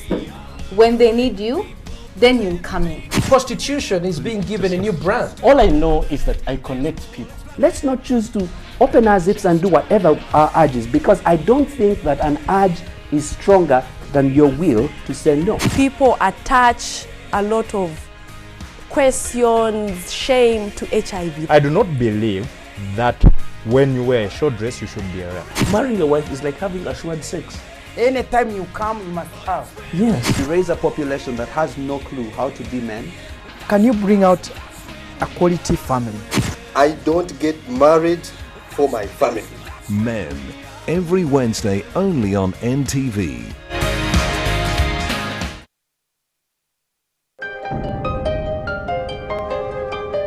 I was going to my hall, someone came from my back and was how? Tugenda okwebaka ekiro. Yanga mwami omanyi? Olakeko nange omulundi gw'ogusembayo. I went to the nurse and asked why. Why is it that our father is negative and for us we are positive? Every time I find a story of assault of one person to another, I get disturbed. Mwayombye ekiro lwaleeta suzeewo lwe bakwokezza. Nazeepoza kimu nti mujja wange yanjokezza. Kino ekyafa kino kyali kyakulira muno mu lubuto. The Irene I know just loves music and loves to sing. I've never seen her even smoke a cigarette. The days of legal trade in slaves are history, following its abolition in the 1800s. They tie you like this. That's when I started getting past. Everybody has a story, but yours will only become our story when you share it.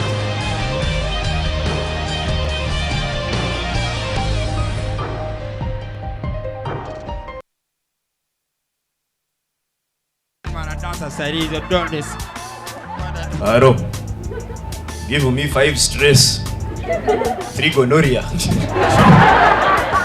Kale muli wano, you think you've brought capacas? Omwana yenna asobola ogamba super deep. Si myaka gyaffe. I'm like, I like my swag too. So what about it? Then she was like, I also like your accent. That village accent. Now. Kali mwagala mchimbi wana kuza kele chili chianu chili okay wale tinsanyu fu weneyoka political tayakana nomuzanga nakajawa kati nekambuza mukabete why are you crying nengagamba abasajja engeri gye bafulumiza mu lukwago. I think I'm Big Mitch. Larry Hoover. Put that in Kiprotich's accent. I think I'm Big Mitch. Larry Hoover.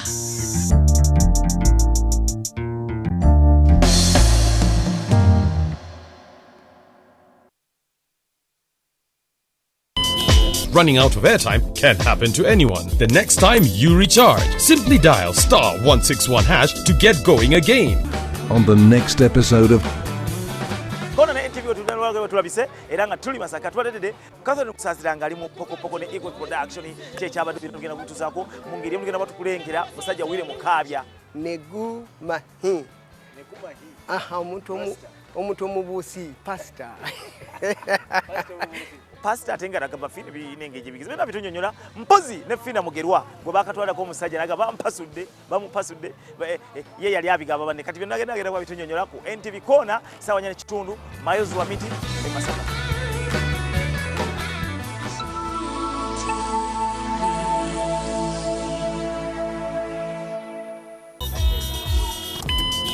At Orange, we know that running out of airtime can happen to anyone. That's why we bring you Wetase. Simply dial *161# to get going again. Convenience changes with Orange. Today changes with Orange.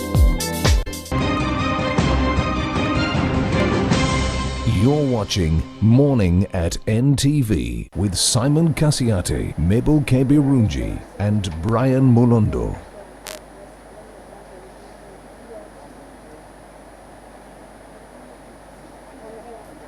A very good morning to you, ladies and gentlemen, wherever you're joining us. Come rain, come sunshine. We said we will come to you live on your telly. And while it's drizzling at the rooftop of the Kampala Serena Hotel, we are definitely drizzling with more action, too much activity on set, and some of our guys wearing, it's like we knew this. Look, come and just come over here, so that people know what's up. We are in action, we are ready, and some of you may say, customized NTV raincoats. The guys are on standby. Yes, good job. Thank you so much for working hard. And I'm telling you, we are dedicated to making sure that your morning is going to be awesome.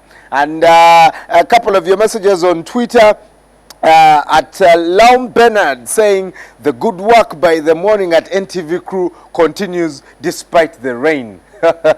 Yes, and of course earlier we had Mr. Fred Bahati here talking on behalf of the Ugandan traders who have not yet been paid, and your comments, Mabel, will sample them on your Facebook later in the show. But many of you answering today's question of the day, and at FB Somye are reacting to at Natabalo being one of the problems.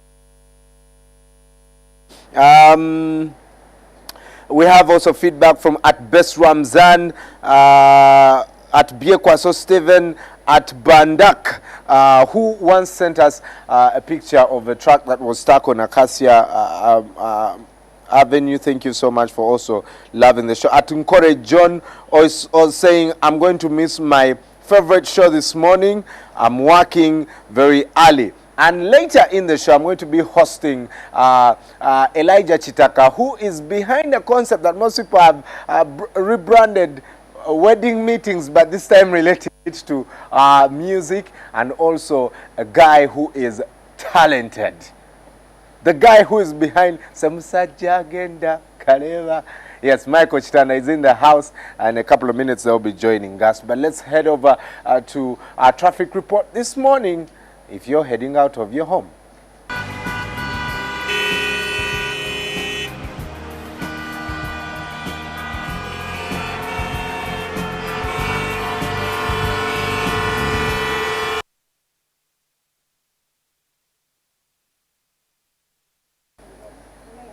Now, it's only 14 minutes after 8. A quick shot of Chintu Road over there. As you can see it, it's raining, so the streets are really empty. Someone said that in Africa, when it rains, everything stops. Yeah, very, very soon here. And of course, I guess most of the roads are also like that, except at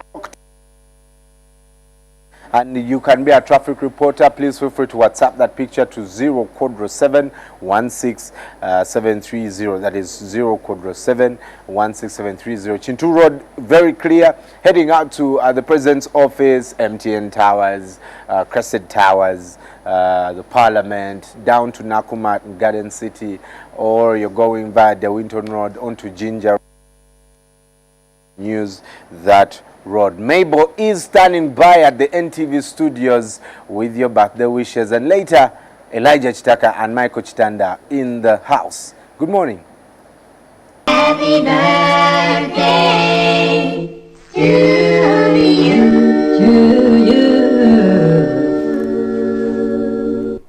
Happy birthday to you, and if it is your birthday, we hope that this is the start of the best, most wonderful year you have ever had in your life. And today we celebrate with Flavia Ajambo. She studied at St. Lawrence College, Paris Palais, and on Saturday, we want to say tomorrow, we would like to wish our very own Dorothy Mukunde, who is a student at Mukono, I beg your pardon. We want to wish her a very happy birthday And on Sunday, Sheila will be celebrating her birthday. She is a student at Cavendish University. So have a wonderful weekend. And to the rest of us, let us continue to enjoy and celebrate with the people who are in our midst. And on to Facebook now. If you have not yet liked our page, I do not know what you are waiting for. This is our beautiful page. Like you can see, we have lots of comments and pictures. So moving on to some of your comments right now. Janet Flavia says, you guys just keep me tuned on NTV. Good morning. The show is great. Justin Okello says, you guys must be professionals. You're not trained on job material. Big ups. And someone in Sirongo says they do not have power, so they have missed us this morning. Muhezi Alan says, you guys are looking sharp. Nice casual Friday look. Greatest morning show. Now on to the big story with some of your comments. Here we have Julia saying, I think the pastor has gone offside by using the isolation method. Here we should be losers and it will tarnish our image internationally. Alex Louis says, don't stop by talking. It's time to act. Ugandans are being mistreated in South Sudan. We need to show them that we are not happy for their acts on our traders in their country. Junior James says, I'm really wondering how Uganda is becoming part of Sudan, in that they highly control trade, security, yet they have failed to develop northern security and the economy of Uganda. Ruth says, I would love to see Simon host Andrew Mwenda. We would have more questions than answers. Every one of them would be fighting to make their point. And someone wants to know who the winners of the HTC phone are. It seems many people don't have power today. And if I remember correctly, I also didn't have power this morning when I woke up. But I hope Simon is still around and at Wiambi, you know. Joseph Bayo says, morning guys, in this coldest I got no other option but to tune in on to NTV and watch Noisy Kasiate and a little bit of Impressive Brian and two other lovely guys, Mebo and Dakaba. Guys, you're amazing and rocking. Lawrence Okech says in Kasese their sound is not very good, and we shall see what we can do about that. And how do I watch online? Send me the URL for live streaming. Actually, you can just go to YouTube and watch NTV live there. We shall now return to Brian at the rooftop for the HTC moment. We started with the goal of bringing the power of computing into the hands of people around the world. From the beginning, we were designing many of the world's first touch and wireless handheld devices. Reaching out to our partners and setting no limits on innovation, we produced one of the most popular touch experience devices of the time. We were building smartphones before the term smartphone even existed. We then set out to make the most versatile smartphones, including ones that let you use either a touchscreen or a keyboard. We saw the potential of 3G early on and introduced the world's first 3G Windows mobile smartphone. We changed the way you use your fingers. Based on our research into gestures, we gave you the intuitive and easy-to-use HTC Touch.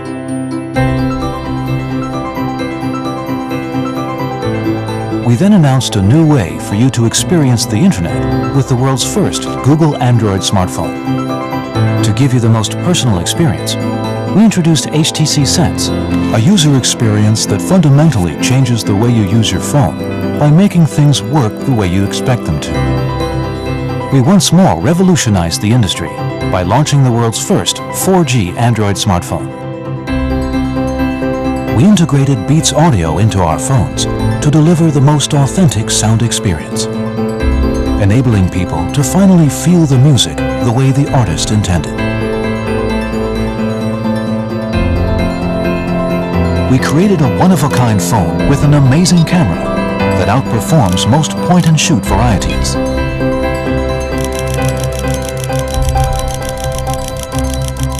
Most recently, we once again set the industry ablaze with the new HTC One. Critics have hailed the new One with its full metal body design, a live home screen, photos that come to life, and dual frontal speakers as the best Android phone of the year. Curiosity and ingenuity have defined our history, and we're recognized by the industry as one of the world's most innovative brands. We've come a long way, but one thing hasn't changed.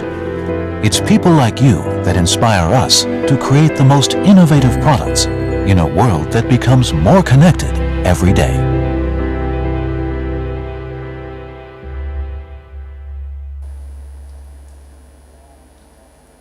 "21 after 8, we're still at the rooftop of the Kampala Serena Hotel. It's drizzling, and definitely in some parts like Boa, you say it's flooding, but here we're still standing strong, and we're coming to you live on your telly or online, youtube.com/NTVUganda live. And I have someone at Pika Hill on Twitter standing by for at Elijah Chitaka and Michael Kitana in a couple of minutes. But remember that Everyday Life, powered by HTC, quietly brilliant. And we have been giving out phones. Yesterday we had a draw where we're giving out HTC Desire 300.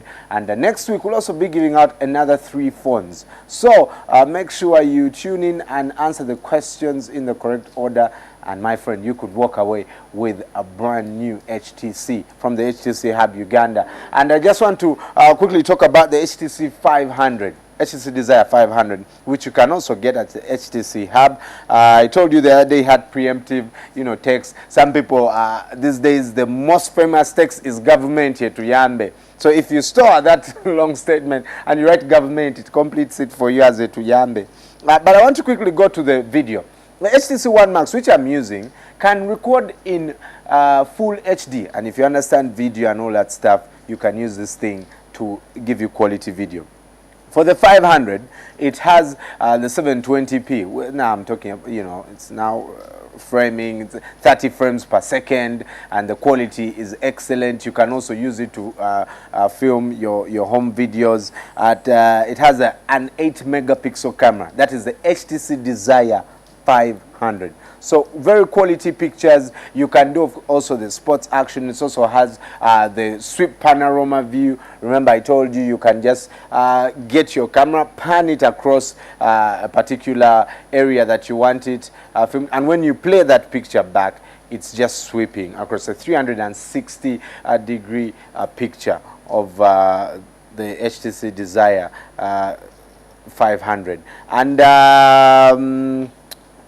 we talked about the nano technology, where yes, this one has 8 megapixel, but it's 16 times more than that. So grab the HTC Desire 500 at the HTC Hub Forest Mall today, and you can be quietly brilliant too.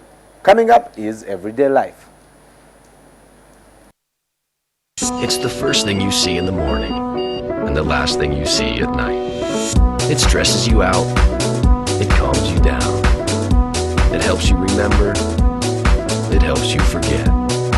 It keeps you connected. It's the only thing you own that is always within an arm's reach. Which is why you don't need to get a phone. You need a phone that gets you.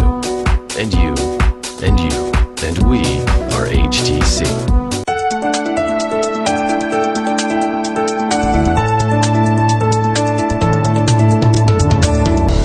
Everyday Life is brought to you by... And we are HTC. This morning, I don't know if this music will take you back to sleep, but I hope it does not.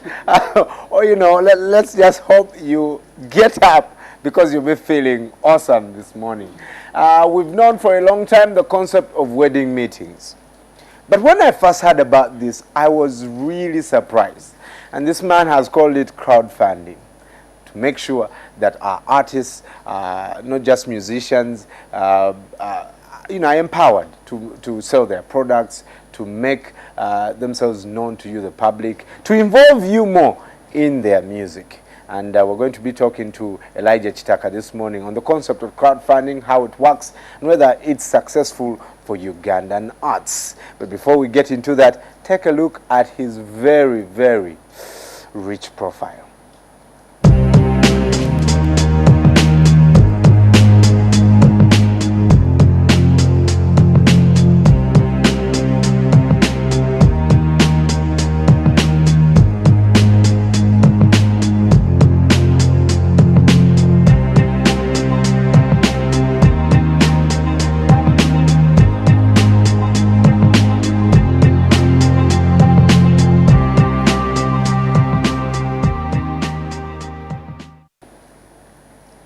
Elijah, good morning. Good morning. Welcome to the show. Thank you. Michael, on the, you know, I always look at you guys and like one day I'll surely make it.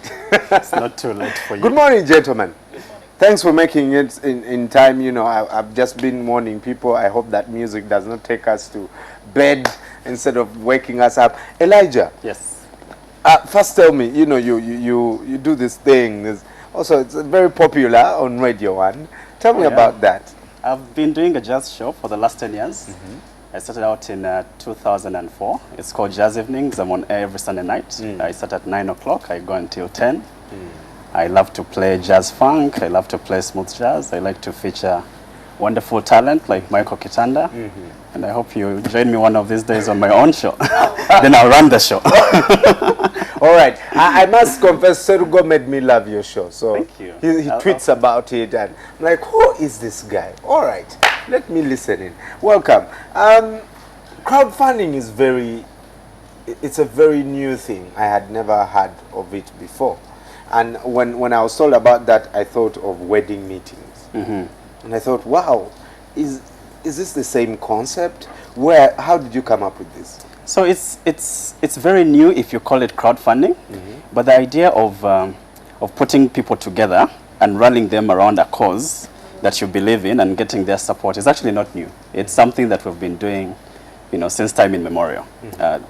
The particular concept that is called crowdfunding is probably traced back to 2008, 2009. Right. That's when the first, you know, websites that are now very successful at crowdfunding actually came up. But we've been, you know, raising money for, as you call it, wedding meetings way before websites, right? Way before we're online, way before we knew the internet. And people have been collecting money to do these things that are important to them way before. So the only thing that we've changed is we're trying to make it slightly more kind of technology integrated.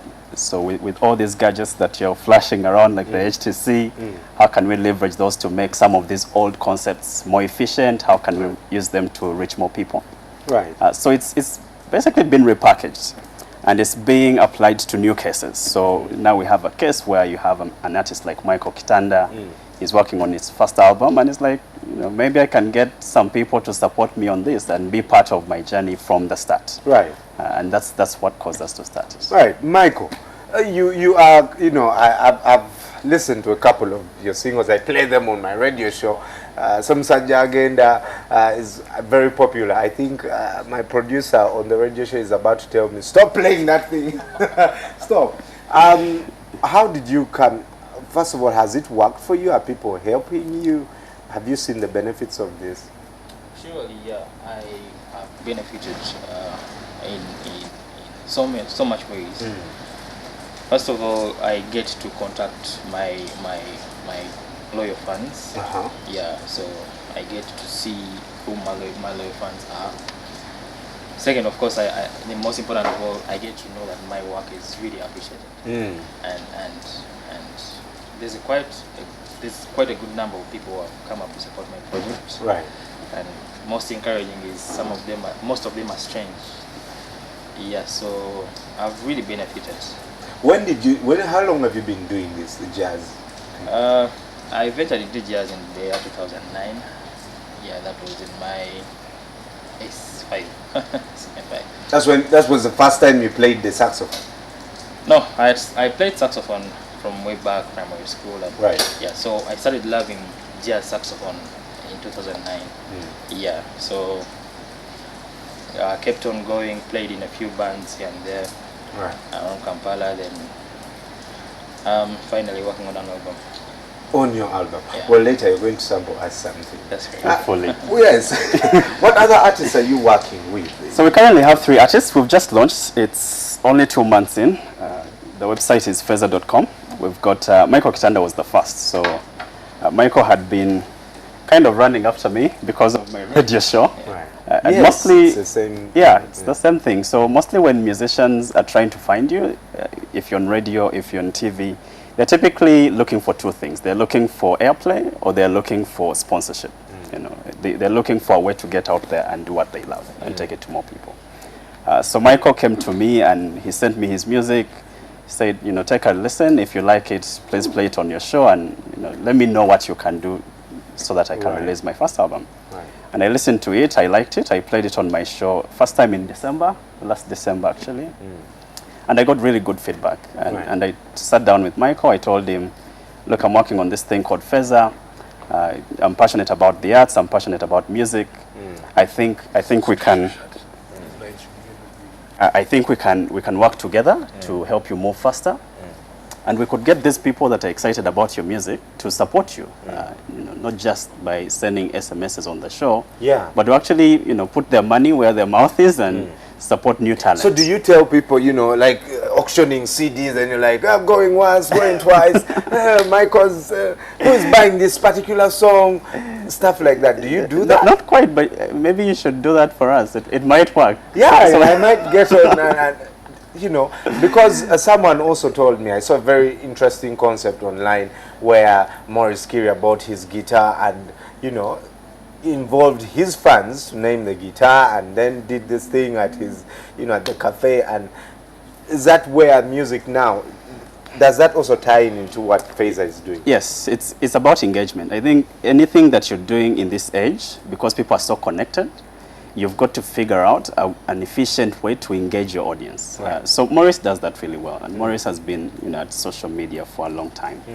And I think that's what fuels crowdfunding. This whole idea that people that you don't know, but people that love your work, can come together and you can give them visibility. You know, if you go to our website, you see the people that have supported him, you see the people that have supported Shaka's project and Pragmo.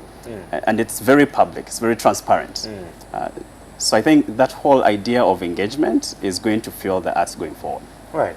Michael, yes, it's time to put where, you know, let's just feel, I like the Semsaja agenda, so I think maybe let's start with that. And you play something from your new album. Your new album is called Satisfaction. Satisfaction. All right. Why Satisfaction? First of all, sax is SAX for saxophone, short for saxophone. Then faction. So the whole album, Satisfaction, is just meant to give the listener a beat of, or not just a beat, but a whole new direction of satisfaction. Right. Yeah. All right. Ladies and gentlemen, Michael Chitaka on the saxophone. Chitanda. Oh, you guys have the same name. I agree. All right. Take it away. You requested for Semsaja agenda? Yes, Semsaja agenda. Okay.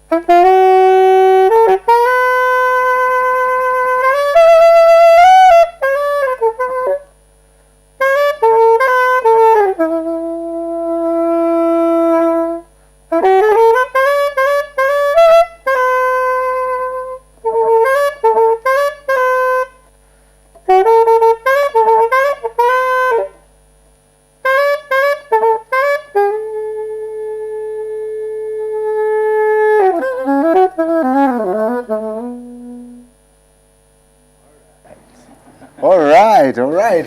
Well, Semsaja is a folk song. I guess used to sing to that in those years, in the childhood years. Yeah, it's a folk song from Uganda. Right. Yeah. Just you have a full, you know, jazz show. Yes.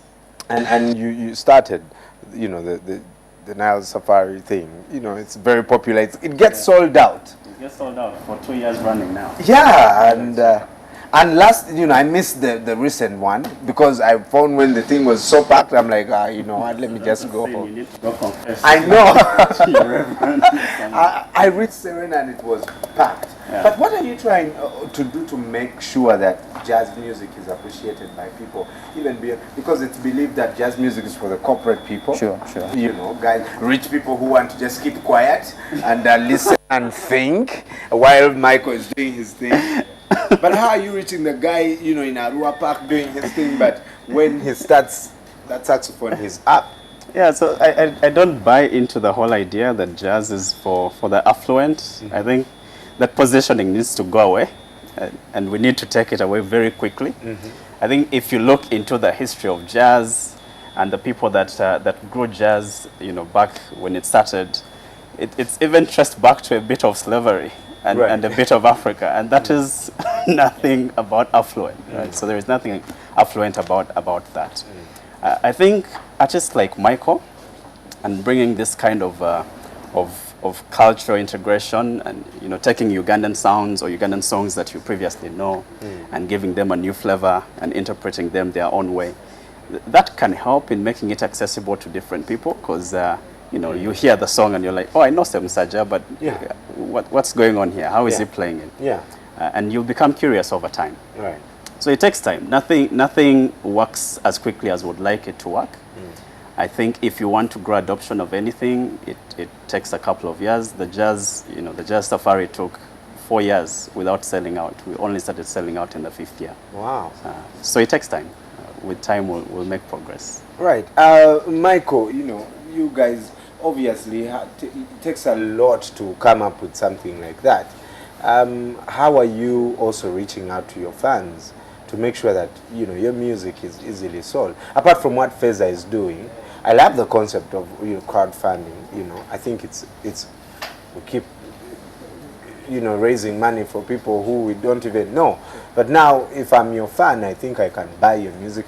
I've been having a conversation with someone about buying an original CD, not just getting it off online, but go and buy a CD for Michael, maybe from Garden City or Nakumat or wherever these CDs are sold, and own it.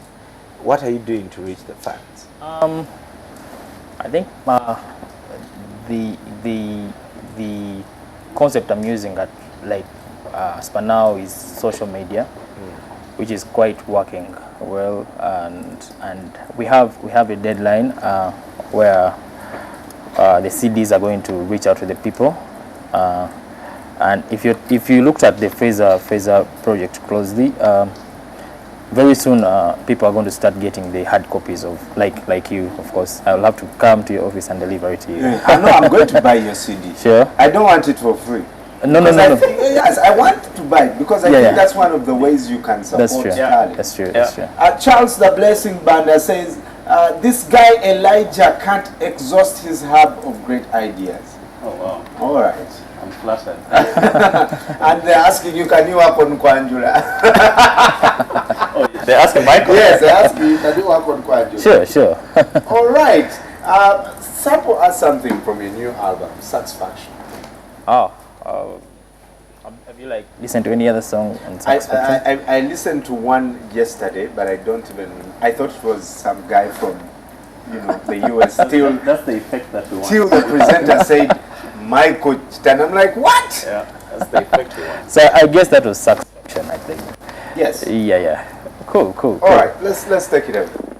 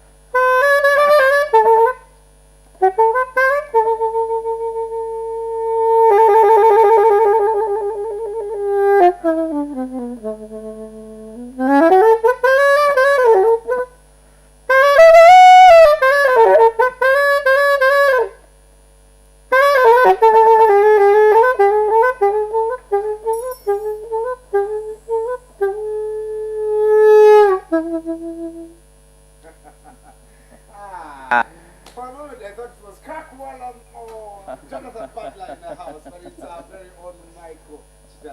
Michael, you know what? I wish you, you'll come back one day and teach us how to do that thing, basics, because you must have a lot of air, in your mouth, I believe. He will tell you about it. Yeah. Don't play that. Elijah, quick, word before, we go about Ugandans being engaged. Yeah. So what drives me, I guess, on Feza is this idea in believing in people. Over the 10 years that I've been doing the show, doing these shows puts you in a very unique position because you have access to two kinds of people. You've got access to people that love the arts, and you've also got access to people that make the arts, people like Michael. Right. And the thing that shocks me is how much creativity and talent we've got in all these countries, not just Uganda, but across all of Africa, that is waiting to explode if someone just believed in them. And I think, for me, that's what is driving me on Feza. If we can start believing in these people, even before we see the result, some things have to be believed to be seen. It's easy to see things and believe, but that's for the lazy person, right? The person that changes the world needs to believe things before they are seen, before they are visible. I need to be able to believe that this guy here can be a great musician because he's got great passion and he's been working at it for a long time. And we need to get more people to believe in him and get him to that point where he wants to go. So my last words would be, believe in the arts, believe in the talent that we have here and the creativity, and let's unlock it and explode it. Awesome.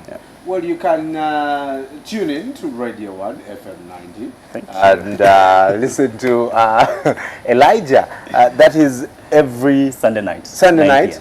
9 p.m. to 10. To 10, yes. Yes, the jazz evenings. And of course, look out for Michael Chitanda's new album, Satisfaction, coming to you very when it comes out, I'll definitely let you know, and you can go to the stores and buy it.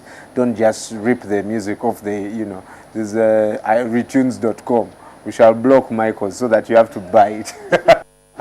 And standing by is Isma. Good morning, Isma. Good morning. I've definitely met Elijah before, and I love the jazz. Hopefully, it's one of the genres of music that Uli Hones, a Bayern Munich president, will be listening to as he goes to jail for the next 3.5 years for tax evasion. But when we get back to the sport, we'll be talking about the Lady Captain's Prize. We'll do a bit of the Europa League. We are Tottenham were humbled by Benfica at home, and look ahead to the big clash at Old Trafford between Manchester United and Liverpool. There's no reason why you should walk out for morning at NTV. Right. Isma, there also features on Radio 1's locker room. I'm having a Radio 1 thing here in the morning. All right. We'll be right back with Mabel, Isma, and I on the Sports Update. Good morning.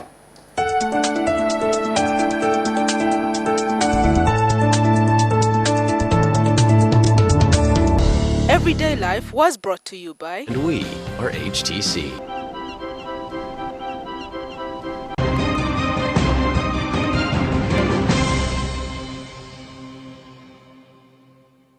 I'm going to blow your mind and I'm going to twist your taste buds.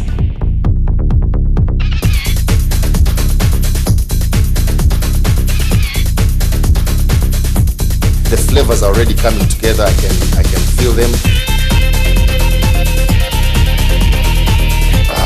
Very lovely, very appetizing, very healthy.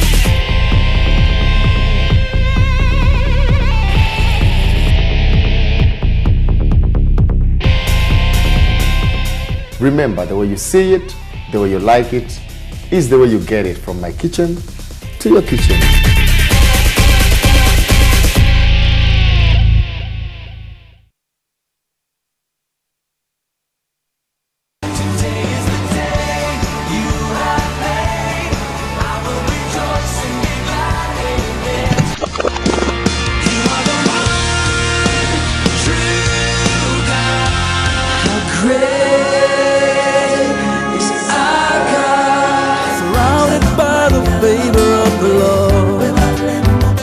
Ladies and gentlemen, Jesus came to set you free and to be free indeed. In life, you don't wait. There are certain times where you wait for certain decisions, but when it comes to taking action and choices, you have to move. Jesus Christ found me, and he actually asked me a question, whether I wanted to live or to die. Every day of my life was struggling. It's just that God has given me this kind of hope GXP every Sunday only on NTV, your official inspiration station.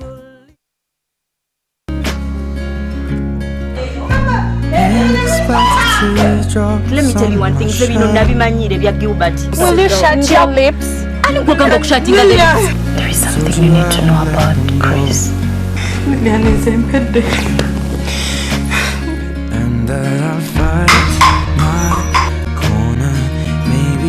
I don't want him. Anyone near my baby. I don't want to see him. Just save it. Save it. Stop it. That's what happened. Doctor, I don't get what you're saying. This woman is trouble. She's going to ruin my everything. I can't even trust myself around her. Remember who the boss is here.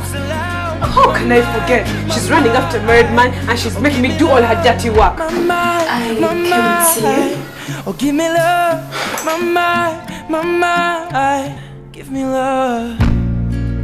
Give me love like never before.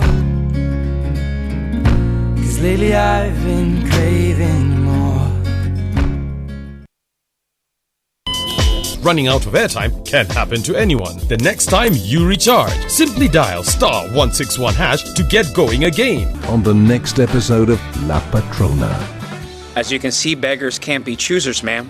I still need to make money, right? Valentina!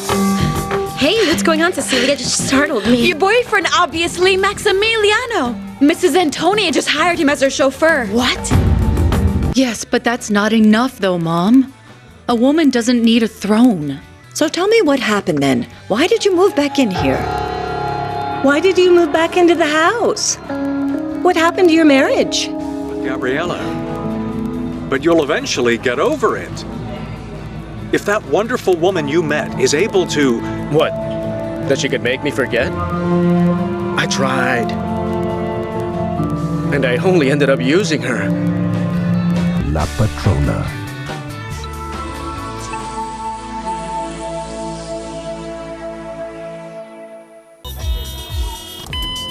At Orange, we know that running out of airtime can happen to anyone. That's why we bring you Wetase. Simply dial *161# to get going again. Convenience changes with Orange. Today changes with Orange.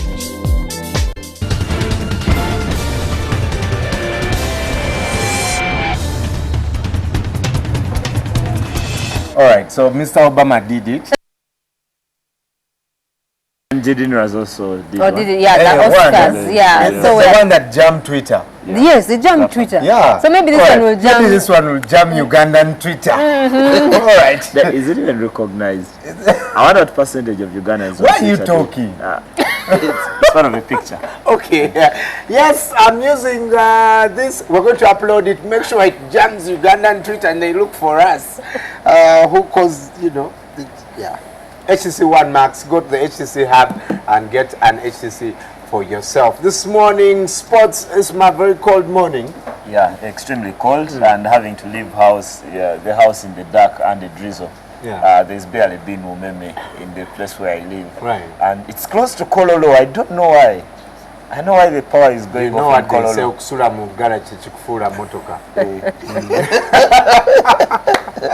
All right, let's talk golf. NTV sponsored Lady Captain's Prize is tomorrow in Chitante at the golf course. We were there the other day and it was amazing to interact with the captain of the Uganda Golf Club. Can anyone beat Flavia Namakula? Even if you miss the ball. I could, maybe. I don't want you to talk about missing the ball.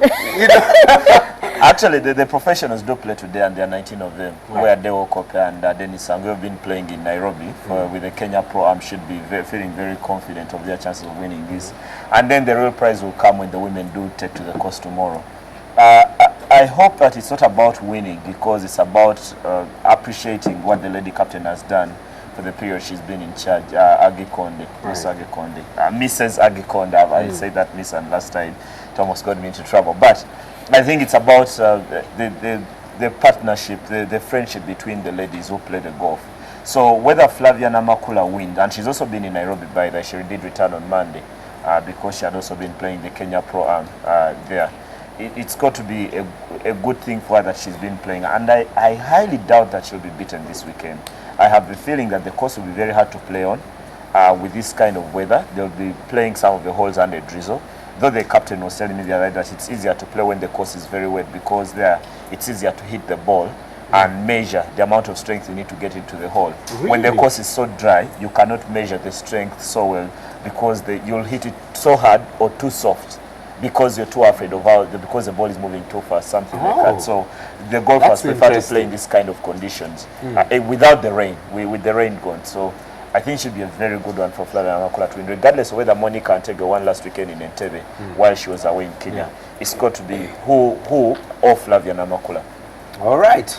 And of course, this Sunday, Uganda will pursue medals in the African cross-country. Down at Kololo, how many realistic medal prospects really do we have? I think the individual medals will be very hard to take because I've seen some of the kind of competition they are going to face. The Kenyans and Ethiopians are sending their best teams here, and that will be very hard for them, for Uganda. But one thing is, since Uganda has the numbers, you have 8 in the senior men, you have 8 in the senior women, and then 7 in the junior women and the junior men. That's a chance, I think, for the team medals where you can, if you have as many of the runners finishing in the top 10 position or the top 20, then you accumulate points and be able to get a team medal. And that's one of the other things I think they have a bigger chance of winning more than the individual medals. But on the other hand, I'll be extremely disappointed. I'll probably shed a tear when I go to Kololo on Sunday at 2 p.m. when this race gets underway and you can get in for 10,000. I'll be extremely disappointed if Moses Kipsoro does not win a medal. The kind of things is done, especially that 2009 World Cross Country Championship in Jordan, where he came second and got a silver. And then the thing he did in Bydgoszcz in Poland in 2011. He's got to come. This is a much smaller stage for him than what he's achieved outside.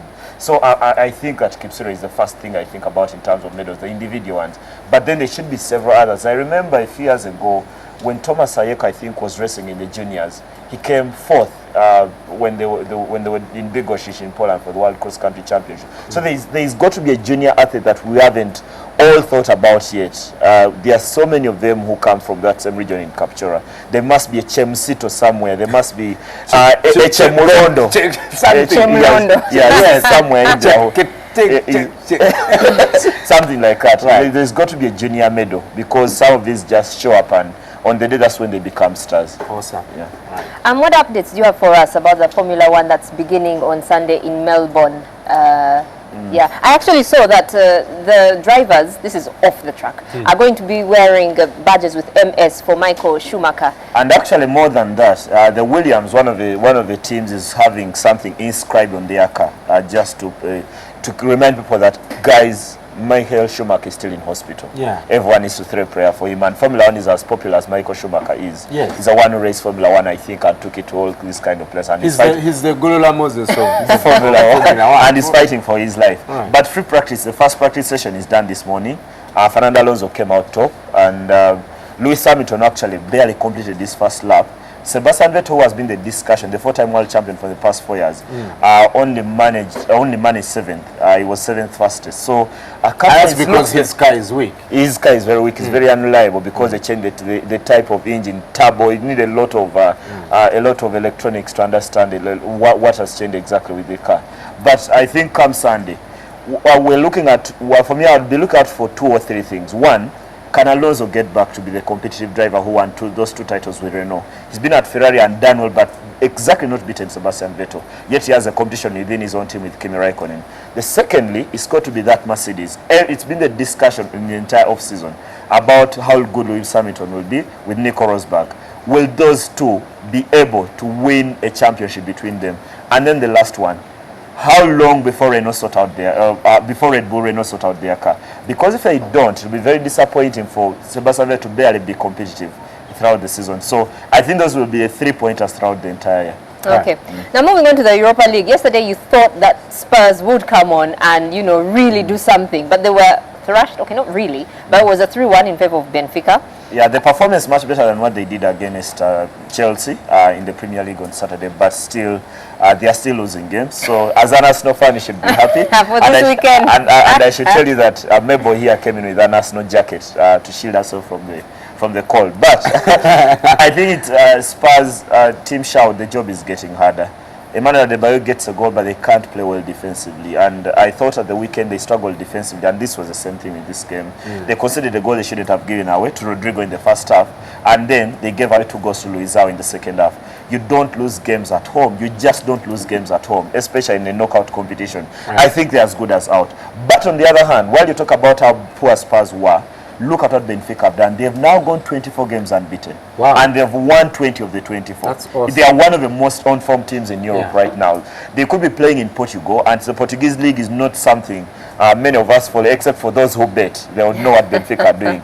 Exactly. And because I do follow it quite a bit, I know Benfica have been on fire. Right. And Spurs, for me, as good as out. They're already out, really. Yeah. There's a London derby this weekend. Yeah. Man City with, Chelsea, that 7 7-point lead is just such a... I know, he's annoying. Psychology. He's so annoying. With 7 points clear. And I was just looking at him saying, the guy looks nice with his grey hair, but he's annoying. Yeah. Let's first go to Old Trafford. Yeah. United, will it turn the tables on Liverpool? Probably if they don't, then they deserve everything they are getting this season, because in games like this that involve a rivalry, the one that Sir Alex Ferguson steered up in 1980 is when he started that press conference at his unveiling and said, I'm here to knock Liverpool off their patch, which he eventually did. Now that Ferguson is gone, the tables have been so reversed on United. Is that this season, Liverpool are fighting for the title, while United are fighting for their life in mid-table. This is where Liverpool were for so many years under Ferguson. Now, for everything that United have done wrong, this is the kind of game they'll be motivated for. I've seen Wayne Rooney talk it up as the biggest game of the season, as how he's sick and tired of seeing Liverpool and Man City competing for the title while they are not. In that kind of mindset, I think United will come out, they'll throw everything at Liverpool. But one thing, while they go at it, and they could be a very good team going forward, Robin Van Persie was actually saying that he wants to sign a new contract now. How players change. 1 week he wants to leave, the other he wants to sign a new contract. Is that United have a very tough job defending against Liverpool, because Liverpool have scored 73. They're among the top 3 teams that have scored the most in Europe, alongside Barcelona and Real Madrid. So with that, with the stars that everyone has talked about, that is Suarez and Sturridge, and then Coutinho. And then Liverpool have been very dominant in the midfield. If you realize what Jordan Henderson has done with this kind of pace, and then they have Lucas Leiva returning to the side and Steven Gerrard, you get the feeling that United's chances of winning will depend on how many they can restrict Liverpool to, because Liverpool almost guarantee a goal in every game. Now, if they can restrict Liverpool to 1, maybe score 2, then United could win. Even if they lose, they will score a goal. United, Liverpool, yeah, I think they already scored. Arsenal, Tottenham. With the way Tottenham have been playing, and that's what we hinted at when you're talking about the Europa League, Arsenal should be feeling confident going to the White Hart Lane. But they shouldn't just write them off and say they have lost their last 2 games. Yeah. This one Adebayo can punish us. Yeah. And run the entire length of the pitch like he did at one point against Man City. But Arsenal, the injuries are piling up. Mesut Ozil has gone to the treatment table, while there's Ramsey, there's Vasily Kabdiaby, and so many others. So I think it's about how Arsene Wenger will choose the right team here. They are playing away from home. Probably Thomas Rosicky will come into the midfield. They need Flamini to start in this one. They didn't play him at Bayern Munich. Probably Olivier Giroud has got to bury his chances. But Arsenal always get the better of Spurs. In most of the games, Arsenal always get this result. This could be probably one of those that they may not get, but it wouldn't be a catastrophe if Arsenal don't win at White Hart Lane. Well, probably this in another weekend, season. Hull City against Man City, Aston Villa against Chelsea, Man United against Liverpool, and Spurs against Arsenal. Check them out and support Arsenal.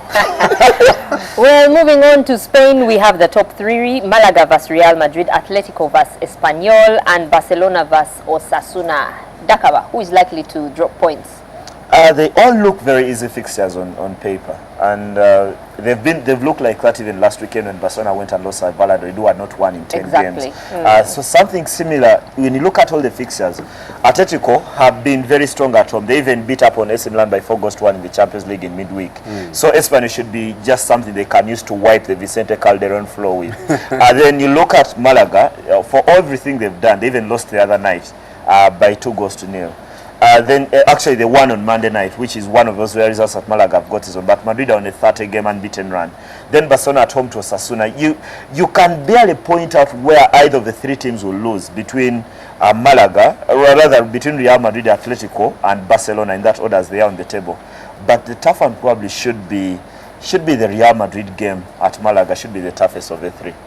All right, and of course you can join Isma later for Omumuli 1:30 p.m. and Sports Bar every Monday 10:30 p.m. We'll be talking Germany, Dortmund against Gladbach, Bayern against Leverkusen, and Augsburg against Schalke.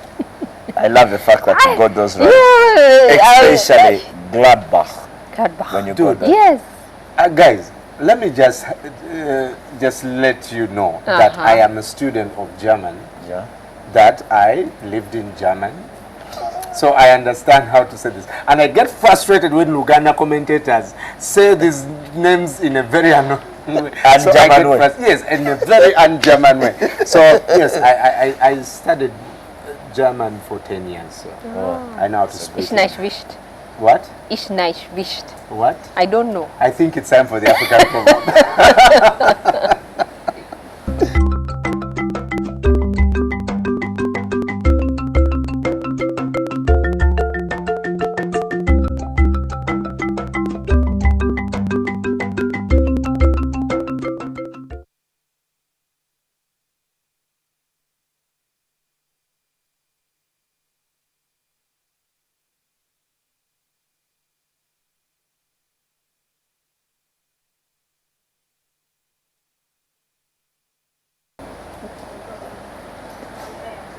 Instruction in youth is like engraving in a stone. Instructions in what? Youth. In youth, yeah. Those things, the things you're told in your youth, by the way, do stick. The lessons you take when you're youth, and we probably don't take many. Because, for example, when you're growing up, around senior 3, probably you're not very close to your parents, because you don't tend to, you feel they don't understand what you're going through. You see them as too old. Boring. But at some point, a few years later, it turns around and they are probably the closest people to you. Yeah, so, and they give a lot of instruction at that. But if you look back, those are the same things that we always refer to, the instructions. It's like when you engrave a stone, you can barely change it. How do you remove anything you've written on a stone? How do you remove it? Would you burn it? At what temperature does it, like a stone, at what temperature does it boil and then dissolve? Yeah, dissolve. I don't know. I was seeing a story about the World Trade Center at some point that steel actually dissolves at 1,300 degrees centigrade. For some, so I'm thinking about how. So how do you get such heat to get to 1,000? Which thermometer even measures 1,000 degrees? The good thing you live in Uganda, so those things are not here. Well, I want to really, before we wrap up, appreciate the team here. I like all the, our camera guys to come up. Come on, guys, come. And you've done an amazing job despite the weather. And come and stand behind me. I just want to thank you.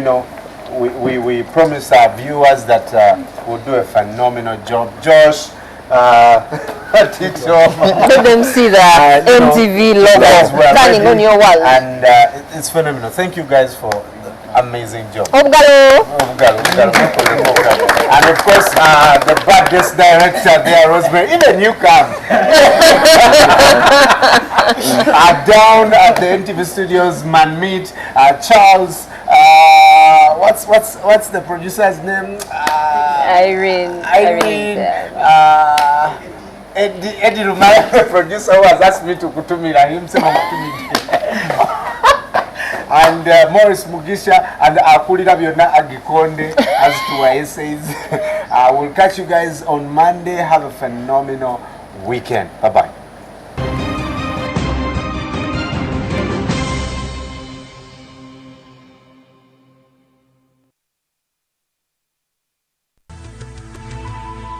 NTV, turning on your world.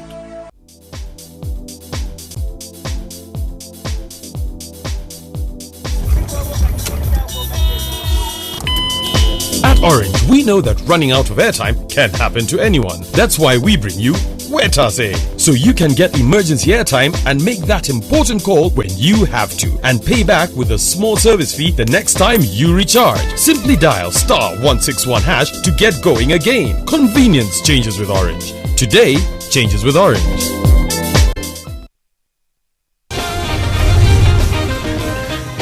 First time we are musically speaking to celebrate, discover, and inspire.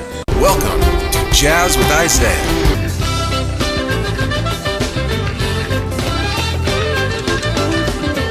A musical venture that is entertaining, educative, informative, and inspiring.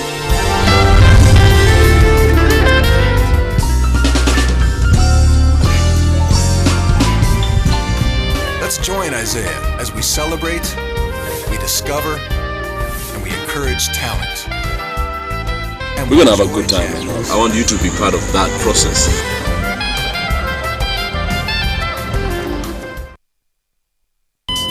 Running out of airtime can happen to anyone. The next time you recharge, simply dial *161# to get going again. On the next episode of La Patrona. As you can see, beggars can't be choosers, ma'am. I still need to make money, right? It's Valentina!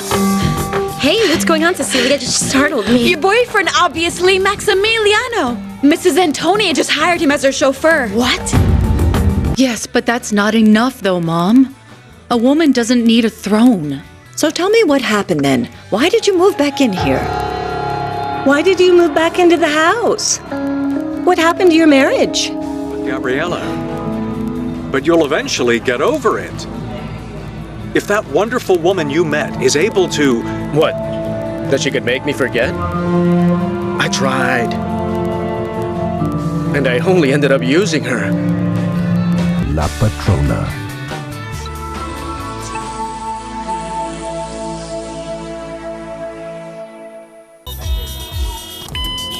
At Orange, we know that running out of airtime can happen to anyone. That's why we bring you Wetase. Simply dial *161# to get going again. Convenience changes with Orange. Today changes with Orange.